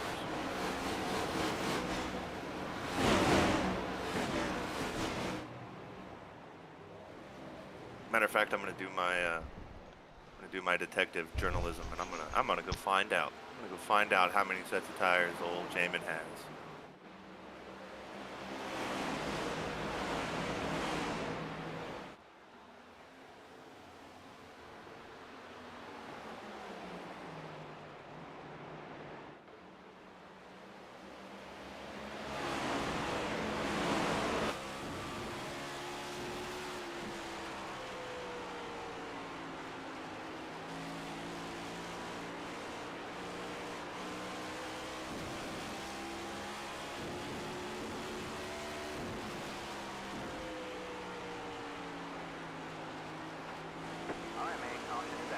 Oh no, caution's out.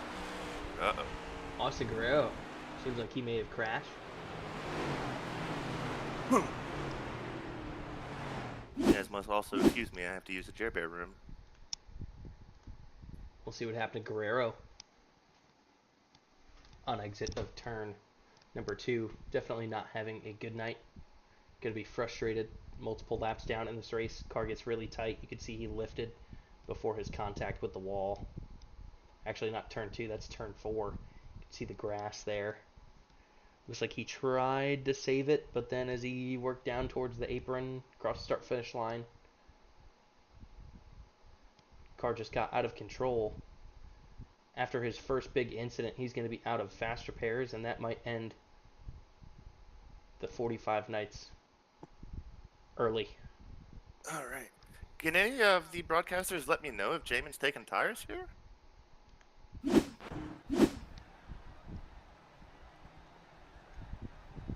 Yeah, Jamin's pitting. Few guys are pitting here. Sorry, boys, I'm back. Oh. Kind of thought my house was burning down there for a minute, but we're Uh-oh. good. Uh-oh. Oh no. Uh-oh. I was I like, guess it's real somehow, I don't know if the power flickered or what, but the heat turned on. I was like, man, what do I smell? It's burning. quiet. Oh It's no. not good. But we're good. Man. We're good. We figured it out. Man, what happened? I got up to use the bathroom. I had to pull a Jer Bear there. I think we all pulled a simultaneous share bear. I'm gonna be honest. Holy smokes. Well, we had a caution come out for the 45. That was Austin Guerrero. Tagged the wall off of turn number 4. That brought out caution number 5 tonight. Jamin Bernhardt did in fact pit, and he just took tires. Bailey Brannon, he has stayed out. He's inherited the lead.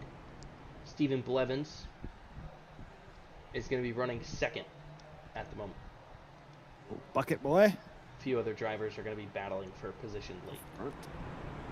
So I did also confirm through journalistic research here that Jamin did do one set of tires per stage, and that was his third set that he just took right now. So he's going to use this set to get out front and then have another one to burn come the inevitable crash probably around lap 205.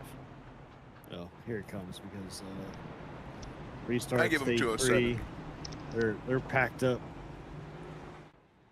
They're gonna be fighting for spots. Your fast cars. They're gonna So be wanting to get this up puts there. 12 cars, I believe, on the lead lap. So Tyler Smith is the last car now on the lead lap. Tyler Smith got the lucky dog. So Ryan McClurg, Ryan Castleberry, Keith Fallon, Austin Guerrero. Got a lot of guys laps down. Austin Guerrero is pitting out. He's going to continue on with the damage after that caution. A few guys making their way onto pit road, but Tyler Smith did inherit lucky dog there. Ryan Castleberry is 1 lap down. Everybody else after Castleberry is 2 laps down. So Noel McClurg and Keith Fallon are in very unfavorable positions now, as they are multiple laps down with lapped cars ahead of them in this race. They could be out of this one. And I see one of my favorite cars that happens to have the number 8 and 9 in it. Not second favorite with those 2 numbers. You can reverse them however you want. No, I'm kidding. Yeah, third I'm place kidding. is Dennis Orff. Orff pitted. You swap them around. Maybe second favorite order of those numbers, but Danny Jackson, he's in the mix now. Michael Prince, after that contact with Chris Mackey, able to get the ground made back up. The pace car is off. They're going to be going into the restart zone here. Let's grip it, rip it, and sip it, as Bucket Boy's going to lead them through the restart zone.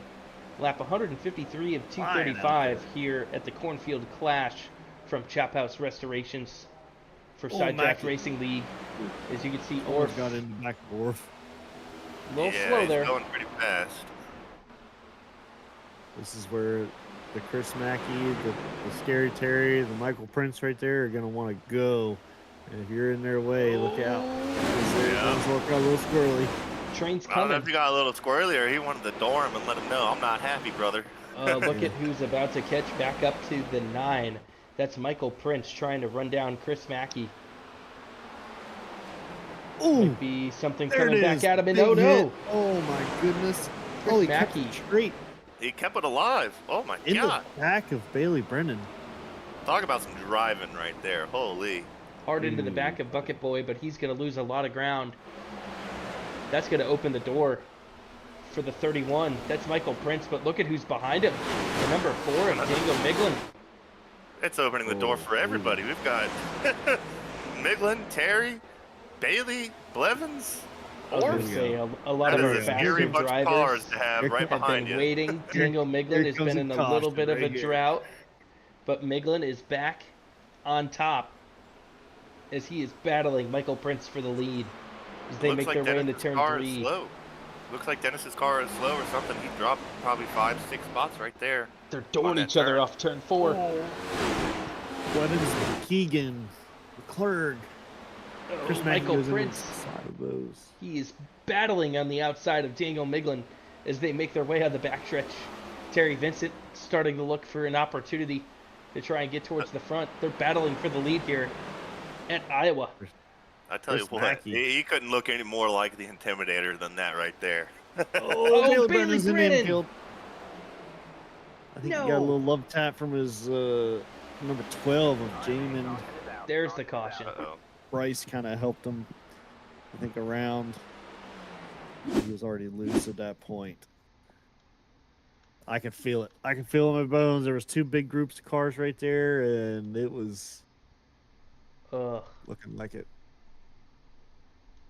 Yeah, looks like Bailey came up to try to cut the nose off of Jamin, and doesn't even look like Jamin really slammed into him. He just kind of cross-faced him, No, Bailey and that was just enough. Bailey was going to be sideways Yeah, off of regardless. that corner no matter what. Bailey just seemed like he might have been on older tires, just overdriving the car. And then the 57 of Norris, he's going to get the job done the rest of the way. Chris Mackey, after losing all those positions, motors around the outside, and Brandon going through the infield all the way to the inside wall at pit road, and yeah, that's significant contact for Brandon there. That's going to hurt his day. I want to know what the point of that secondary 2 lanes are, where like you would see like a normal 1.5 mile track pit lane is, considering pit lane's on the inside of that wall. 6 caution today. But yeah, I don't know. Showing Chris Mackey back up in 3rd. Yeah, if you guys are pitting. I don't know if he's in 3rd, but I definitely see him sitting P4 around the pace car. I see the Intimidator, and then it looks like Miglin, Terry, and then Chris Mackey. Danny Or Jackson, it's Terry Miglin, then him. Ryan Matthews. And you've got the 51 of Blevins. Looks like Bailey Brandon pits. Yeah, Get they're his doing car this as a fixed team. back up. They know. Yeah, they're doing this as a team. They've got something up their sleeve. You can't fool me, Sky Motorsports. You could watch this stream back. I know you guys are up to something. They're always up to something. Dude. They're always. They're masterminds. Oh, Dennis is flipping somebody off. Dennis is Dennis is throwing a middle finger out the left window to somebody. Throws a beer out the Throw a left beer. window as well. Throws beer out left window as well. All right. He's not happy with somebody. Is that Nolan McClurg beside him there? Noel McClurg or Tyler Smith. We'll have to decode which one it is based off of some events that we saw. Looks like there's a black flag that's been given to Ryan McClurg showing on my board. I think he might have been caught speeding. That's not going to help his case. Oof. No.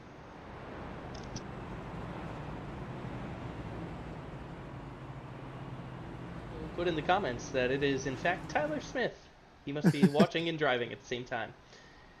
Thanks for the insight, Dennis. Oh no. Who got the black flag? Ryan McClurg has received a black flag. Uh-oh. This is gonna be a good shootout. These top 4 right now as it sits. Michael Prince, Terry Vincent, Dana Mig, and Chris Mackey. Young Buck up in there too. By a spot. Yeah, we haven't heard a lot from, talked about Bryce. It's stage 3. But Bryce, who's had a very solid night, has finally gotten some track position to get himself back towards the front. So we'll see if the youngster can make some noise with the big boys up front. Bryce won the preseason shootout. Got himself a little bit of a cash prize before the season started. Since then, he's just been stringing together a lot of good finishes and has been consistent all year. But now it's the opportunity for Bryce to get out there and try and do something. Pretty sure We'll see what Bryce can do. pretty sure that cash prize went straight to McConey for some setups for some official races, if I'm not mistaken. I can't Yep. confirm it did not. He did pocket it. All right, green flag is out. Grip it, rip it, and sip it. The 31 of Michael Prince is going to lead him in the restart zone. He's got a huge jump. Terry Vincent, he's on the inside. Chris Mackey and Dango Miglin, they're going to be battling behind him. Michael Prince looking good out front. We'll see who can make their way towards the second spot. Bryce Keegan, a little bit of a gap to the top 4, but that's all right for Bryce. He just needs to get out there and have a good points day and secure his way in the playoffs tonight. We'll see what is going to happen as we've got under 100 laps to go here for Side Draft Racing League in the Cornfield Clash from Chop House Restorations. I don't want to freaking jinx it. I feel like I always jinx it. Poor Chris Mackey, dude. But Well, good job. You did. I know, but every time he sponsors a race, he runs well. There's been one that he hasn't, but as we see him get in the outside wall there, but So Terry I Vincent, am motor He's been girl. solid. genuinely concerned on what is going on with this 89 car. I don't know if he has damage or if he's on older tires or what, but he has slid 6 positions in 2 laps, and I don't know why he is sliding so far. Like, this is not good. He's about to end up, at the back of the pack of the lead cars in the matter of 2 laps. Chris Mackey can Brian, get you got around any like a insight on jinx. your teammate on what's going on here? No, sir. I just know that if he's throwing the middle finger and throwing a beer out the left window, someone's done pissed him off. Well, that is true. That is a good indication. If I'm throwing beers and middle fingers out the window, it's usually a pretty good indication I'm not happy. I'll give him that. But man, I know he had to use his fast repair for the first incident, so I know he doesn't have anything left. But is the damage that he maybe has collected that we didn't get to see for him to throw beer cans out the window enough to slow him down this much, or is he just on older tires, just trying to run this thing as long as he can, and then put newer shoes on before everybody else? Maybe a little wheel damage, maybe. I know he likes to play a lot of strategy. And every pre-race when I used to race, he'd have like 6 or 7 different strategies of how each race breaks it down. So I wouldn't be surprised if he has a extra set of shoes in there. All right. I hope so. I hope he has something up his sleeve. It's just letting Chris Mackey know that he is there. Seems like every turn. Scary Terry has kind of walked away a little bit.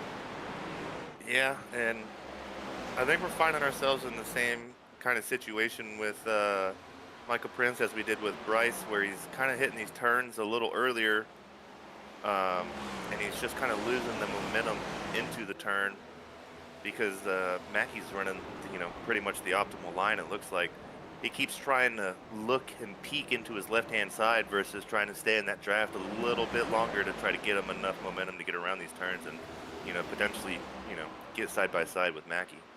Well, as this is all going down, you see that 21 and that 6 car creeping to the back of Michael Prince there. Starting to gain a little bit. Bucket Boy driving on his 5-gallon bucket, and Young Buck going at it. This Bucket Boy does look to the inside of Bryce. Yeah, Brandon's really aggressive here, trying to work his way towards the front of the top 5. Bryce Keegan, though, hasn't had a lot of great runs later in this season, so both of these guys really want it to get up there. They might have to work together rather than against each other with so many laps left in the race. If somebody's quicker, just yield and follow them, because they're definitely faster than the 2 guys in front of them, and they're not the leader. Terry Vincent is, so the more that they battle, the farther Terry Vincent's going to slip away. Yes. Yeah, you're also trying to tell a kid in college and a kid that's 12 years old to work together instead of put their egos aside. Yeah, good luck, buddy. Let's just get Bryce into the wall. Yeah. Bryce tags One out the of wall 4. there. Michael Prince still Had to working at the check back up. of Chris Mackey, but now here comes Bailey Brannon. Like I said, they've got a lot more speed than the 2 ahead of them.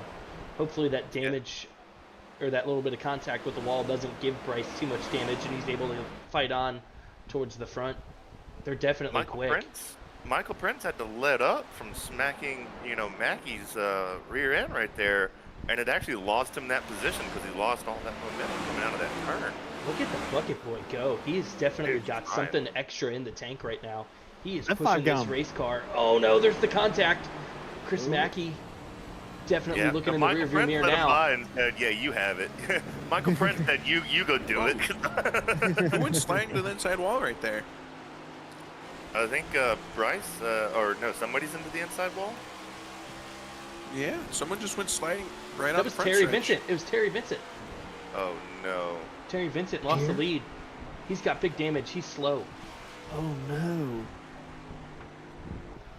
So that means the battle for the lead is between Bailey Brandon and Chris Mackey. Brandon, he was able to get it And done. Bailey got it Terry done? Vincent, he is not going to be happy after he hit the wall there. Yep, and just as we had said, coming out What? of four right there, you lose all of that grip. Oh my. Trying to see what And happened he was here gonna go for. take his fast repair. He came out of 4 hot and just didn't let off the throttle. Yeah, let's see what happened to Michael Terry. Prince is wanting to Get a go little now. rewind. Yeah, Terry Vincent. Looks like the car just got loose. Off of turn 4. And then there it was into the wall. Big moment for the race leader. Dang. But now, Bailey Brandon, who's inherited the lead from that, Michael Prince has said, all right, it is go time. He's going to go ahead and get Chris Mackey for second. Bryce Keegan, if he's got something else in the tank, now's the time to figure it out. He's in fourth. Mackey and Prince battling for second. Brandon, the bucket boy, has inherited the lead. Yeah, you can see Michael turned it up a little bit. Bailey's gonna have to get that bucket on fire and just start trying to get away from that intimidator machine of 31. But You gonna have to light a fire in that bucket. yes, sir. I never Fire thought that would bucket. be a slogan I could use, but now I think it is. You've always heard, you can light a fire under that ass, but now it's, Yeah. you can light a fire in that bucket. We gotta get her and go, brother. Yes, sir. Yes, sir. Yes, sir. Yes, sir. Well, the thing is, there's so many cars a lap down or multiple lap down that Terry Vincent, even though he's going to be a little bit behind, he's still in position. He's rolling to try and get the lucky dog. So if Terry can get some more yellows, he used his fast repair, he hit pit road. Maybe if he can pit or stay out and in the middle of the cycle get a caution, it could put Terry back in position to be in this race, but it's definitely going to be an uphill battle for him. Here's where another hurdle is going to be. Bailey, I think, is coming into some lap traffic. So, Yeah, that's the 45 Guerrero. We saw that early incident where he got into the outside wall in turn 2, and then when you guys all stepped away for the Jer Bear break, he had a moment, and so he's out of fast repairs, and he's just limping a race car around the racetrack. And you can see Michael Prince is telling him to get out of my way. Yeah, yeah. Oh, Woo. he about got into him right there. He's like, God damn, dude, I know you're fast. You ain't got to do all that to me. And Austin Prince Guerrero. hard in the wall off of 4. Austin Guerrero is our modern day Casey Kane. He's got fans all over the world, He's like, come on, man. We're just out here trying to race. Bryce Keegan starting to get a little bit of a crowd at his bumper. You can see Daniel Miglin, Stephen Blevins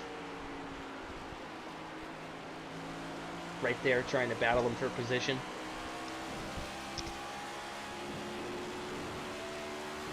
Well, what's scary now is Terry Vincent. He's not on the lead lap, correct? He's 1 lap down, but the Bucket Boy's right behind him.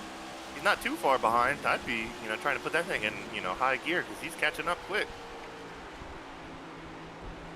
Dennis Orff is a lap down too. But, oh, never mind. Now he's 2 laps down. 2 laps. I was going to say something, but nope. Just had to go a lap down, Dennis. Looks like Yeah. Bryce's tires are definitely starting to fade as Daniel Miglin storms around him to take away 4th. Miglin might be saving here to try and get a run towards the front.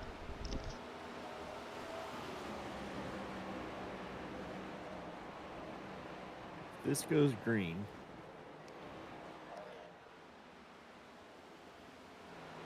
Does Michael Prince have it to catch Bailey?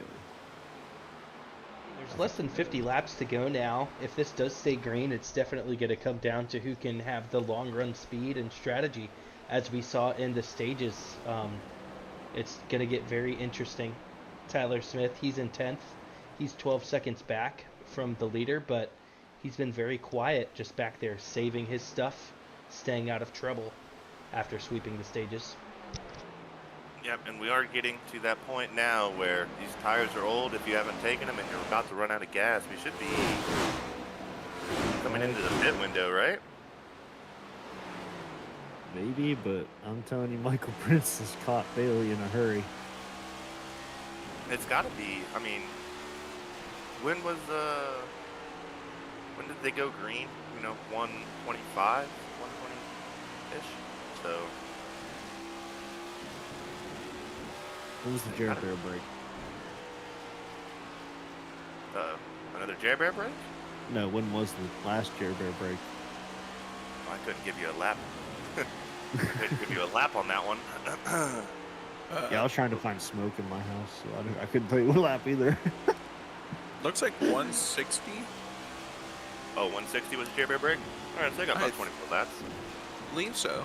159 or 162. I think they So went I don't green know on what 162. I don't know what happened to old Dennis Orff here, but he has exited the car. He is walking to the trailer, telling them, "Put the car on the trailer. Let's get the hell out of Iowa." Dang. Maybe we're gonna have to do a not so infield care. No, this battle at the front is too hard to step away Yeah. from. Michael Prince and Bailey Brandon, the bucket boy, they're definitely going at it with about 40 laps to go. It's heating up. Prince wants to get around him. tell You ya. can tell he's saved more. He's got the faster car, but Bailey Brandon, he's not going to give up the lead without a fight. Michael Prince is trying every single line on the racetrack to get around him. Here he goes up the inside into turn number 1 and 2. There's going to be a little bit of contact there between these two cars. Brandon is not going to give this one up easy. He wants to win it. He wants it bad. Oh, there was. Real wide in there. the. Yeah. Real wide in the 3. Michael Prince, he's got it. Hey, freaking Intimidator car said, "Move it or lose it, brother." Just as the action is starting to get intense, green flag pit stops are underway. Chris Mackey, he's on pit road. Daniel Miglin has found pit road as well. So the time is now to make that last pit stop. And we'll see how everybody cycles out. Crew Chief Andy, are we still gassing and going, or are we getting tires too? Are we waiting for a caution? 4 to take tires. You want 4 tires on tires. this race car. If you've Yeah, got if them, you've got use them. tires, It's you've got time to 'em. go. This is for the race. This is the end. You cannot guarantee a caution to secure your win. Everybody that's pitting now better be putting 4 fresh tires on that race car, because you need to go. Yeah, but there's always a caveat. That Sky Motorsports team, they all pitted at about 160, and they still got another set Michael to Prince go. in the pits. Look at him. Bailey said, "You can have the lead, buddy. I got 20 more laps of fuel." Have at it. So now if you're Sky Motorsports, you wait about 10 laps, hope a caution comes out, take that last set. You're going to have more fresher wouldn't- tires than everybody else. No way, I wouldn't And- hope for a caution. All of these guys that are pitting right now in this window are going to get a huge, significant advantage on lap time and speed. Even though those guys are going to have more speed at the end, you're still going to be behind all of the guys that pit right now. You're going to have to drive through the field to run them down. So Michael Prince, very smart pitting. Sky Motorsports, I know they have the ability to run long, but I don't know if it's going to be smart to go past 205. Definitely need to pit before 30 to go. Well, the good news is this pit window draws cautions. That's Yeah, this is pretty- the one that does it. yeah. If anything's going to draw some cautions, it's going to be this one. Well, looking at Steven Blevins, starting to make up a lot of time to the bucket boy. He's led 31 laps in this race tonight, and he is starting to make that delta time crunch down a little bit. We'll see Another if he's driver got that's something got else. an extra set just hanging out. Ryan McClurg, he's been up and Ooh, down Austin- throughout the field, and oh no, Austin there it is. Guerrero There's your caution. up on the the Guerrero is racetrack. slow, but he's still rolling. I don't think they're going to give this one a yellow flag. Guerrero, not really in contention. He's multiple laps down. He's got damage. He's just going to pull it to the apron, and he's going to retire. Wow. Sky that could've- Motorsports is stick. The caution that could have been. That, Sky Motorsports is stick right now. Well, I pulled a Jerry here and I did some digging into some talking with Halo here. And he didn't have any tires. He blew a tire, hit the wall. And he had to retire the car. Oh no. There was, after that wreck in the start, he Yeah. just couldn't put tires on and had nothing else. That is unfortunate. That is unfortunate for the HOR team.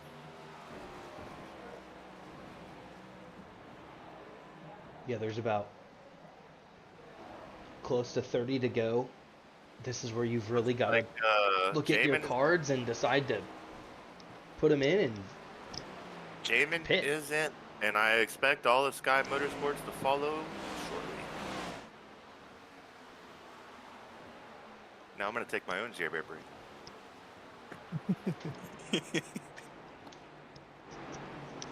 Jerry break for everyone? no, sir. no, sir.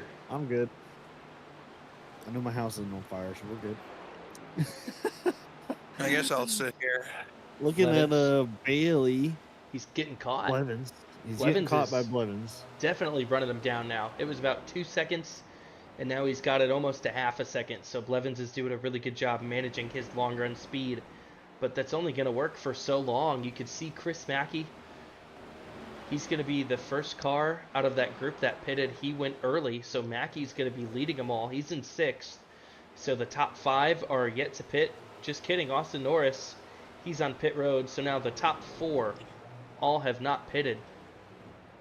Chris Mackey is going to be Wasn't battling. Ryan McClurg 2 laps down at one point in this? I believe think so. He's done I a don't heck of a know. job to get back on the lead lap too. You can see you've got Chris Mackey, Michael Prince, and Daniel Miglin. The order that they run out of the See group what- that has cycled off pit road. If Ryan Bailey McClurg is on pit catches- road. If Bailey catches and passes Danny Jackson right here, that could be, and then a caution happened, that would be a wrench. I think Bailey's coming to pit road. Bailey is coming to pit road. Blevins is staying out. Blevins is going to run long. But here comes Chris Mackey. Chris Mackey's already pitted. So those guys are now about to unlap themselves. So if you're Steven Blevins, you really got to pit here. 28 laps to go. You're not gaining any ground at this point. You got to get fresh tires on the race car because he's going to cycle way behind these guys. Ryan McClurg, he pitted, and he is cycled all the way back to Here 8th. comes Blevins. So they're going to lose time. And That's there's going to Blevins. give Chris Mackey the second spot behind Danny Jackson. Jackson, he's in first provisionally because Blevins is on pit road, but he's about to be caught by Chris Mackey and Michael Prince. They're rolling right around him. It was a Hail Mary from Jackson. Didn't get the caution that he needed, so now Chris Mackey's going to be the new race leader. Yeah, and, And they are the battling. caution that could have been with Austin Guerrero turned around, and man, that's exactly what that team needed, and that's what is going to end up probably costing them the race. This is gonna be a battle. If there's a battle and you think the Intimidator's not winning it, buddy, I got news for you. Yeah, they're still Yeah, side by side off of I turn know. number 2, working their way down the backstretch. You've got the 31 of Michael Prince. He's on the inside. The number 9, Chop House Restoration Chevrolet, Chris Mackey. He's going to yield at the moment. Let's see if he looks for the switchback as they make their way into turn number 1. No, he's going to stay in line. Chris Mackey trying to make his way towards the front. Don't know if it's going to work out. Pitted a little bit earlier than Michael Prince to try and get him on strategy, but Prince, better long run speed, he's able to get around him and get the lead here with 25 laps to go. for Side Draft Racing League at Iowa. Anything can happen. We've seen what happened to Terry coming out of 4, kind of out there in the lead all by himself. And so you never know. You never know. Something could happen. Mackey's been fast all night. Prince has been fast all night. So it should be easy to. Midland running third after having to take a 2-lap deficit to start this race too is insane. Yeah. The lucky dog at the first caution helped him get one back though. So I'm surprised they good. gave him the lucky dog considering they didn't even finish the lap before the caution came out. that's just good luck. It's gonna be interesting to see if I don't have any doubts that Michael Prince can pass him. See if it slows him up enough. See if Chris Mackey's just kind of waiting to a certain point to try to make a run on Michael Prince. Let's not Definitely forget, not. Michael Prince also started from the back of the pack and was, within the top 5 within 20 laps into the race. This dude is cooking. He's been cooking. I don't think lap traffic's going to slow him down. I don't know what there is that can slow him down other than, self-inflicted wounds. You say that, but look at what happened to Terry Vincent. He was our race leader. He made a huge mistake. Yep, self-inflicted wounds.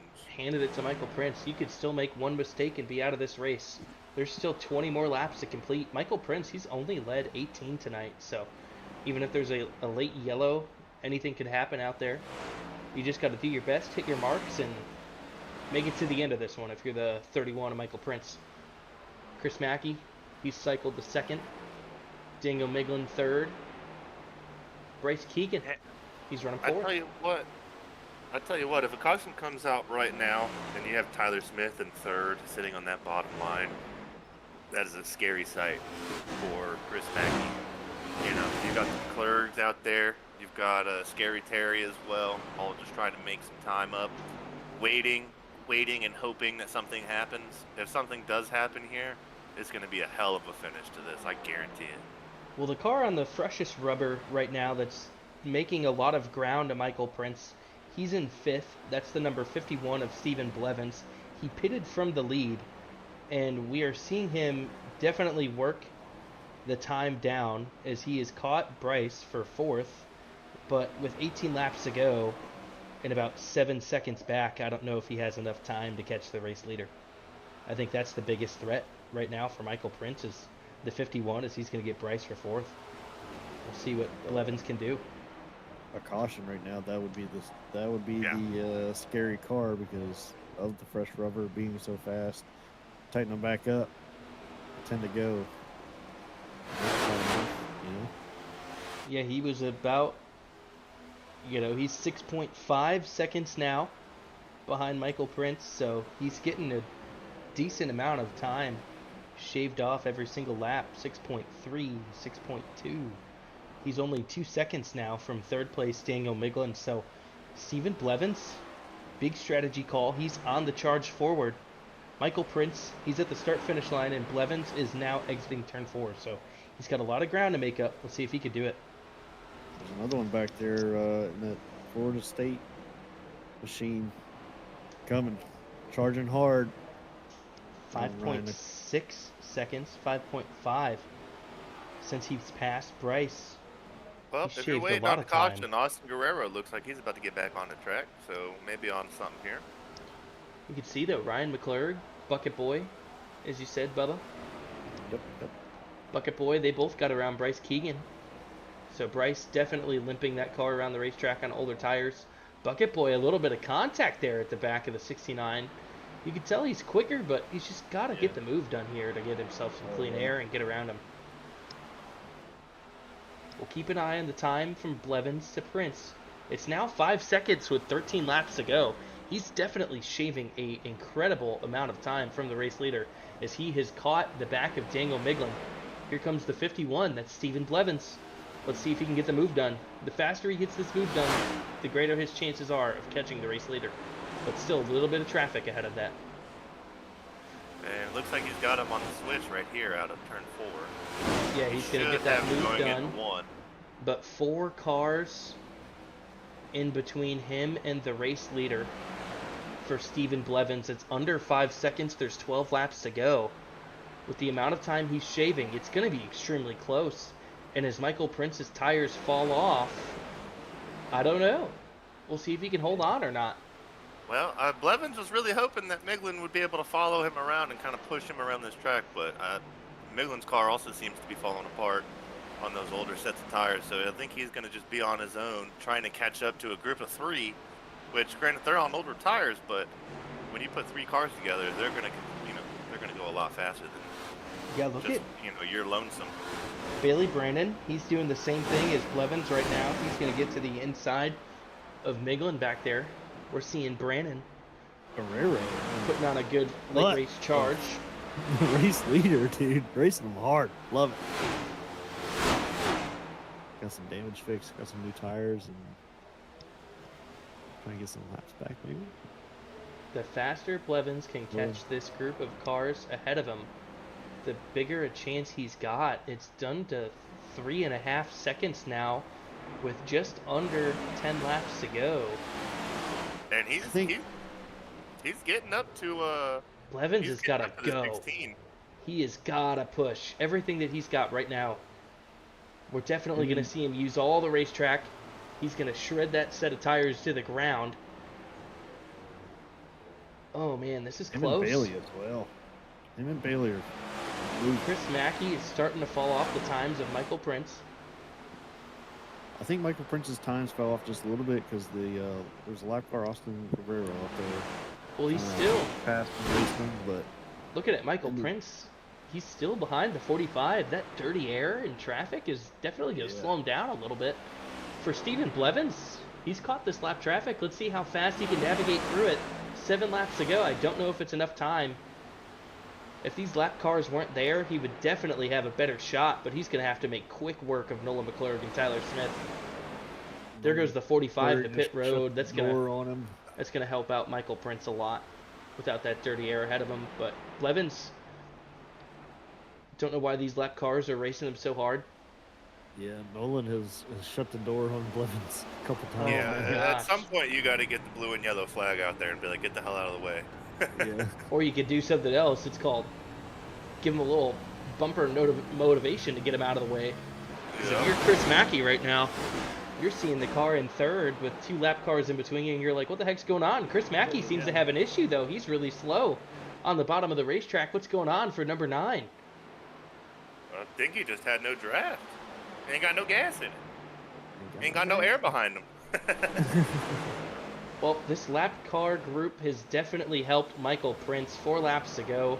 It's now 4 seconds. Blevins, what he thought could be an opportunity, he's lost the time. We're going to take a look at the battle for second. It's Chris Mackey and Stephen Blevins off of turn number 2. Michael Prince well out front. Just needs to make it to the end and see that white flag.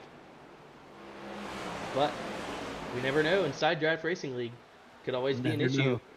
But now that Chris Mackey and this lap traffic has slowed down Blevins, it's going to open up the door for the Bucket Boy to try and get a podium if he can catch him.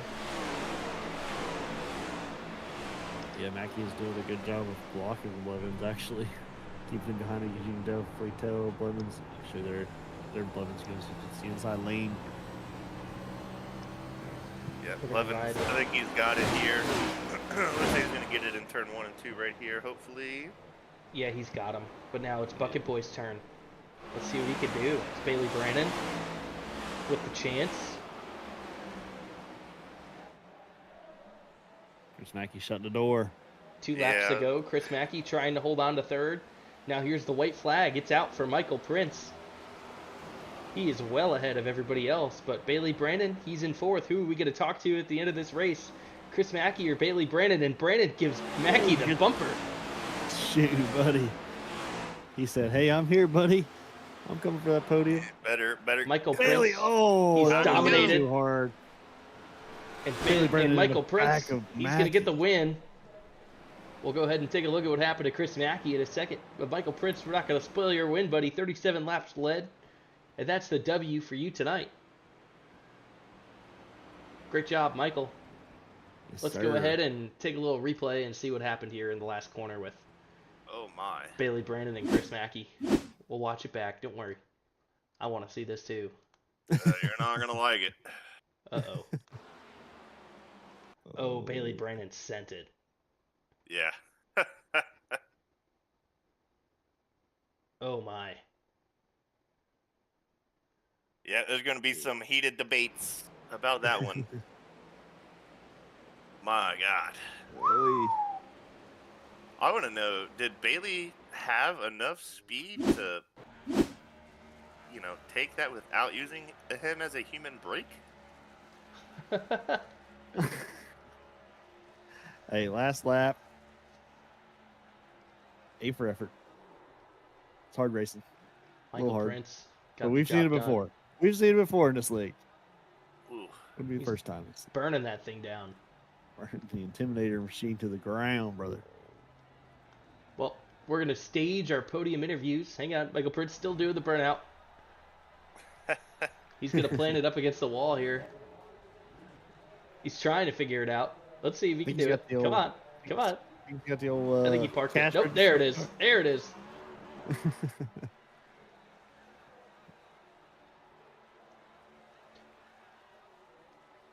Somebody in the spotter spot, I don't know who it was, said that was foul, Bailey.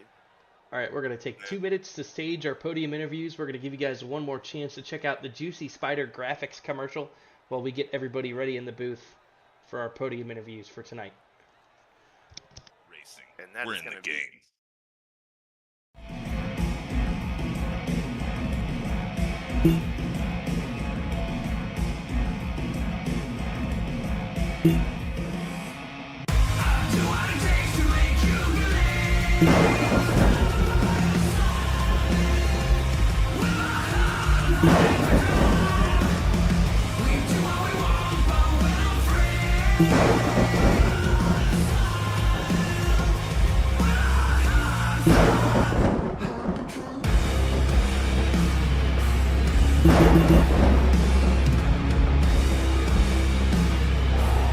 Gentlemen, start your engine!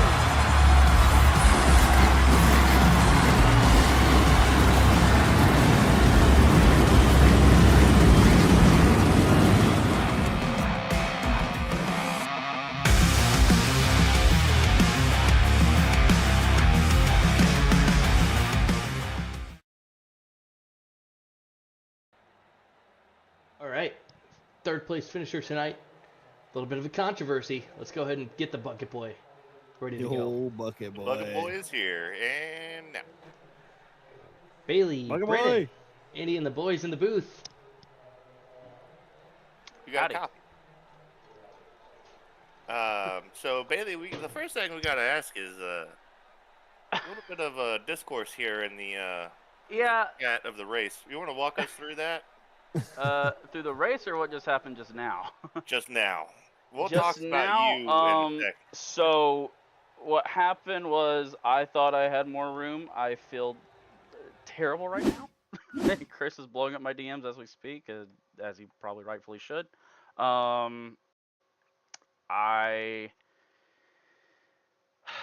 don't know. I just thought I had more room, and I thought I had better tires than I did, and I wanted third. I just didn't want to, I just didn't want to wreck them for it. So, but That's Well, fair. we've seen it before, dude. We've seen it before. Last lap, fighting for position, trying to get playoff points.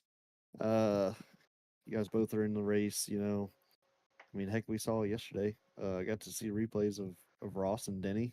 So we've definitely seen it in the side draft, dude. So I mean, hard racing, trying to get that spot, dude. You were fast all Yeah. day.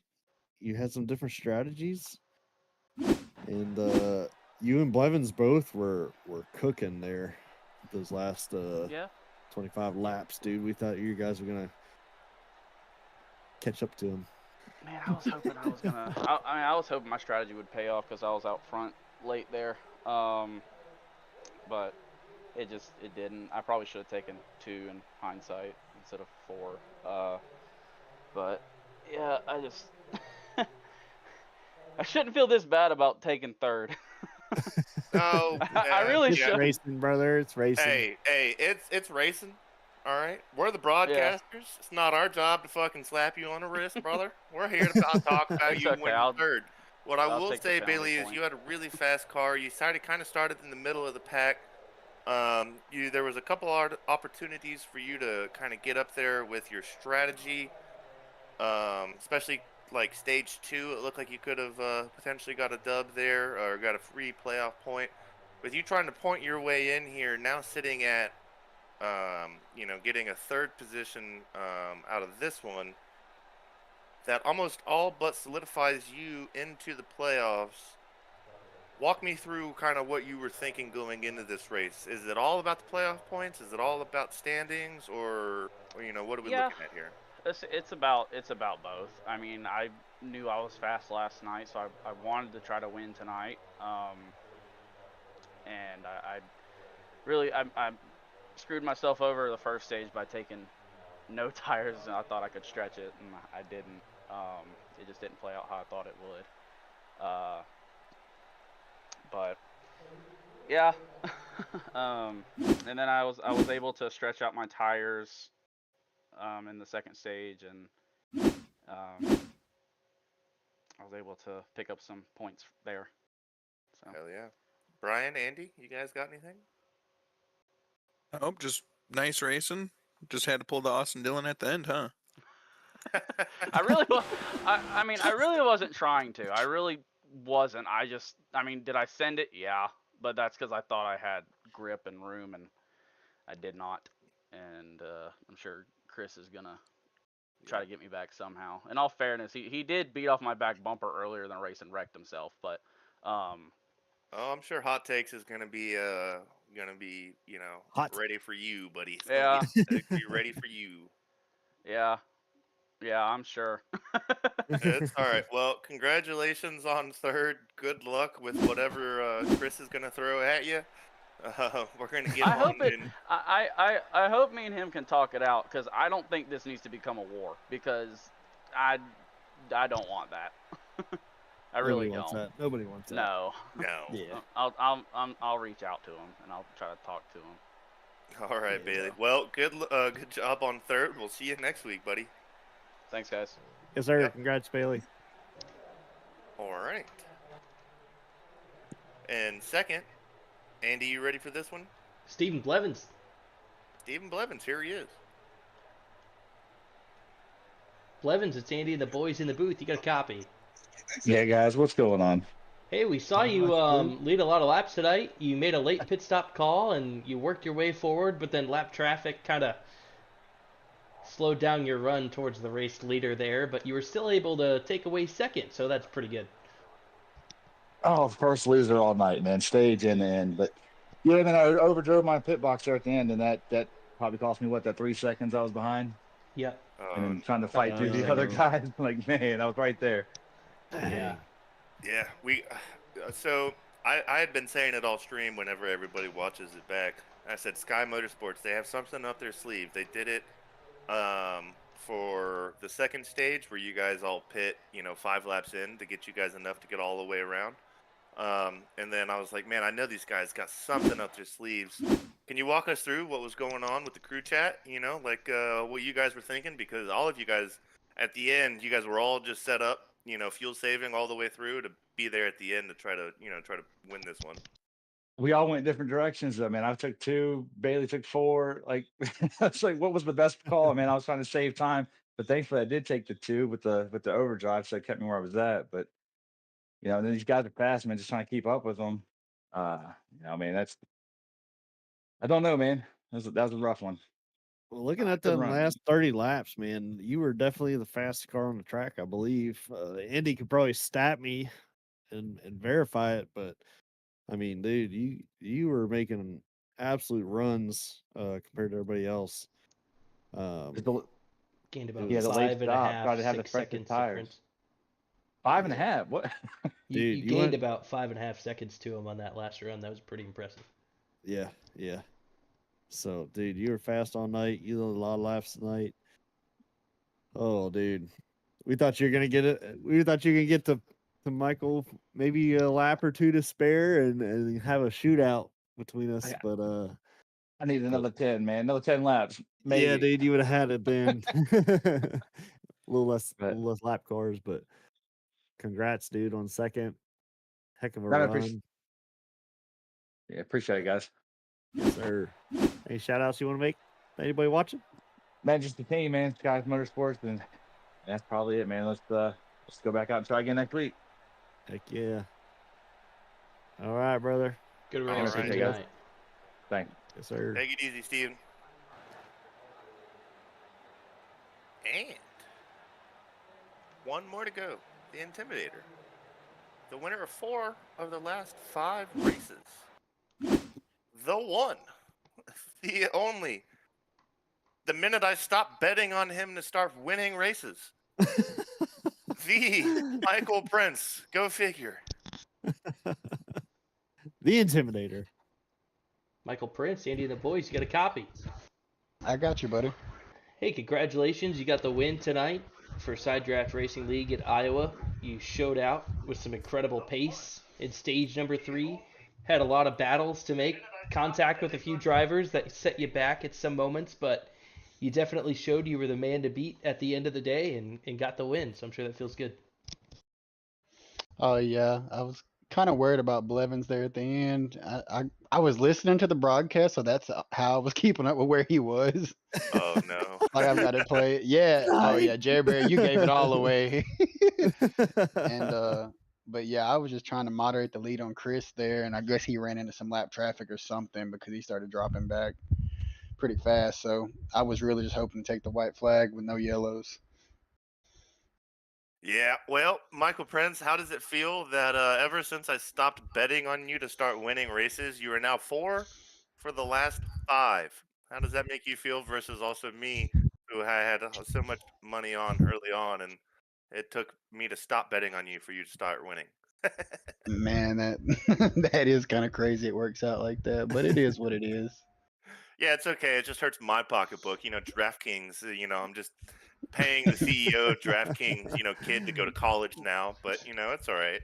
It is what it is. So, Michael, you started from the back today. Were you taking no practice time? Like you're just like hanging out, practice all Oh, week? well, I originally Was wanted to yesterday? start in the back. After that practice race yesterday, I realized some people are gonna get cleaned out. Yeah. Uh, I started having some PC issues. I don't know why it froze right before qualifying, so I just decided to restart it and start in the back. It'd be okay. But yeah, I knew it was a tire saving race because Tyler even said it wasn't really going to be based on fuel, just tire saving. And for some reason, people still just wanted to push. I don't understand. Yeah, we seen I mean, seen you work through traffic, 3 wide at some points. Probably didn't want to take it 3 wide. Seen some pushing, shoving by Oh, everybody, and so it always was. fun to watch. Go ahead, Jer. Oh, sorry. I think it was stage 1. It was you, um, Scary Terry, and I want to say Keith. Keith. Keith. Yep. Keith. Yeah, going 3 wide. It was right before the caution came out after Ryan Castleberry got sideways. And boy, that was some threading the Oh, needle dude. driving right there. We were Yeah. all just puckering like, "Oh my god." All right. Whenever you get around those guys, you can it's pretty safe to assume they're going to race you clean, but they're going to race you hard. So if you need to go 3 wide, you can make it happen with them. But I mean, they'll do the same to you. So it's always fun racing with them. Heck Andy, what do you yeah. got? I got nothing. I mean, you got the in-season tournament win last week. You've got a couple wins under your belt now. It's going to propel you definitely towards the top of the standings. You're getting momentum at the right time of the season. Going into the playoffs, only one more race left. Next week we're at Indy. Do you think you're going to go another win next week? Are you calling your shot now, or how do you anticipate Indianapolis going next week? Well, that's the goal. Just I'm pretty sure it'll be a fuel mileage race. It usually is at Indy, so we'll just see what we got. I mean, always the goal is to get first, but as long as I can get a top 3 out of it, I'm happy. Well, hopefully Indy you don't start in the back, you can start up front and just, not have to show up the whole field, considering you started 19th and you were 11th by lap 20. Let that be known. Andy asked the question last week. I'll ask the question this week. Do you see yourself a round of 4, round of 8? Where do you see yourself in the playoffs? I mean, I'd like to say I think I could win it. But yeah, Championship definitely the round of 4 for sure. Unless I have some Chris Mackey luck, I think it's pretty safe to say Oh yeah, dude. that Well, guy. He's a solid driver. He just has bad luck. Like Yeah. We've been waiting for it to turn around. yeah, I thought he was gonna get one Bailey's tonight. gonna have an earful, I assume, after that one. Oh yeah, no doubt it's gonna be spicy. Just Tyler, let him hash it out. Let him hash it out. Yeah. Oh God, did you have you watched that back yet and seen what had happened? Yep, I watched because I heard him exchanging words, or I heard Mackie, so I knew something had happened. And my wife behind Oh, me, she was like, please, "You need to please look just at give that." us please give us the insight. What was said? Oh, I can't say that on the air. Oh I no. Beep I beep Oh can't beep say beep it. beep beep beep beep. Yeah, but he basically told Bailey, "You better run." oh no. Uh-oh. Oh yeah, it was good. Well, congrats, Michael. Well, I Any mean, you've shout outs? Uh, the wife for watching the kids so I can get this done, and HCE, they help me each week making these pit strategy calls because before them I was lost. I was running out of fuel, no tires. So Brian tonight, Tyler was absent, so Brian he helped me a lot. Shout out to him. well, hell yeah, brother. And as heated as Bailey's gonna be, you were in that spot at one point, so you just gotta let him, just hash it out. Any Oh words yeah, of any words of encouragement for Bailey? it'll be okay. Next week will be here. I really was like, for the next 10 laps, I was like, wait till I get to Chris. Wait, like you can ask Brian. I was like, wait till I get this bumper. I was like, this is gonna turn into the 3, and we're both going into the wall. But then I just calmed down, and we got it situated. So, All Love right, it. Michael. Well, congratulations on your win, brother. We're gonna get out of here and hopefully close this stream off soon. all right, thank you guys. Yeah, take it easy. Congrats, Michael. All right, that Boys. is Michael Prince, race winner. Did a fantastic job tonight getting the job done at Iowa for Side Draft Racing League. We can go ahead and take a look at our race results. We can see what that tab is looking like. Michael Prince, he got the W tonight. Did a fantastic job. Led a lot of laps. Showed his speed for sure. He was really, really good. Um, on top of that, we had a few other drivers make some noise. Stephen Blevins, he brought home second. Bailey Brandon third. Ryan McClurg fourth. Daniel Miglin fifth. Chris Mackey, after that incident, he came home in sixth. Bryce Keegan, top 10 tonight. He finished seventh after a strong showing. Jamin Bernhardt got eighth. Tyler Smith in ninth. And Austin Norris rounded out the top 10. Yeah, good racing, and Bailey just keeps making that jump for the playoff picture a little higher because right behind him was Nolan, who ended up 15th, so that's going to hurt Nolan a little bit. And then who was else next to him was Austin Norris, and Austin Norris finished P10, so a little bit of breathing room for Bailey Brandon here.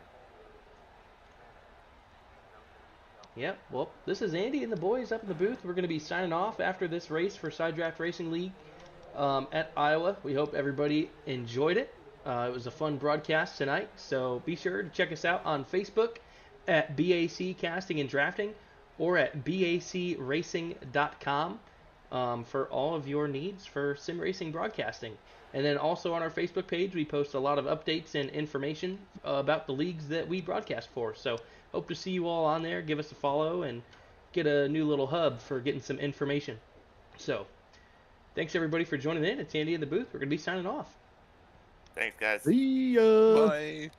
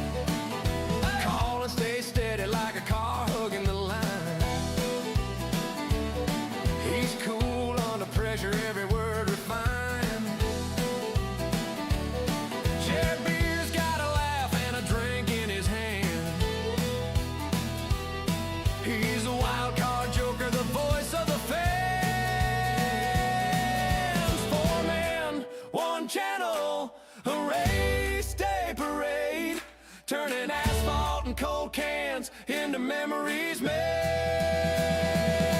On B.A.C. casting and drafting, tune in for the show where the engines roar and the beer cans flow. Talking banter, swapping stories under the southern sky. Racing's a reason, but we're here for the ride.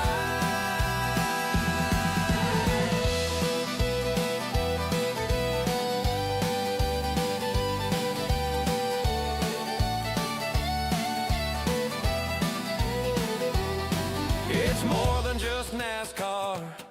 It's a way to unwind. Cheering loud, feeling proud, leaving word.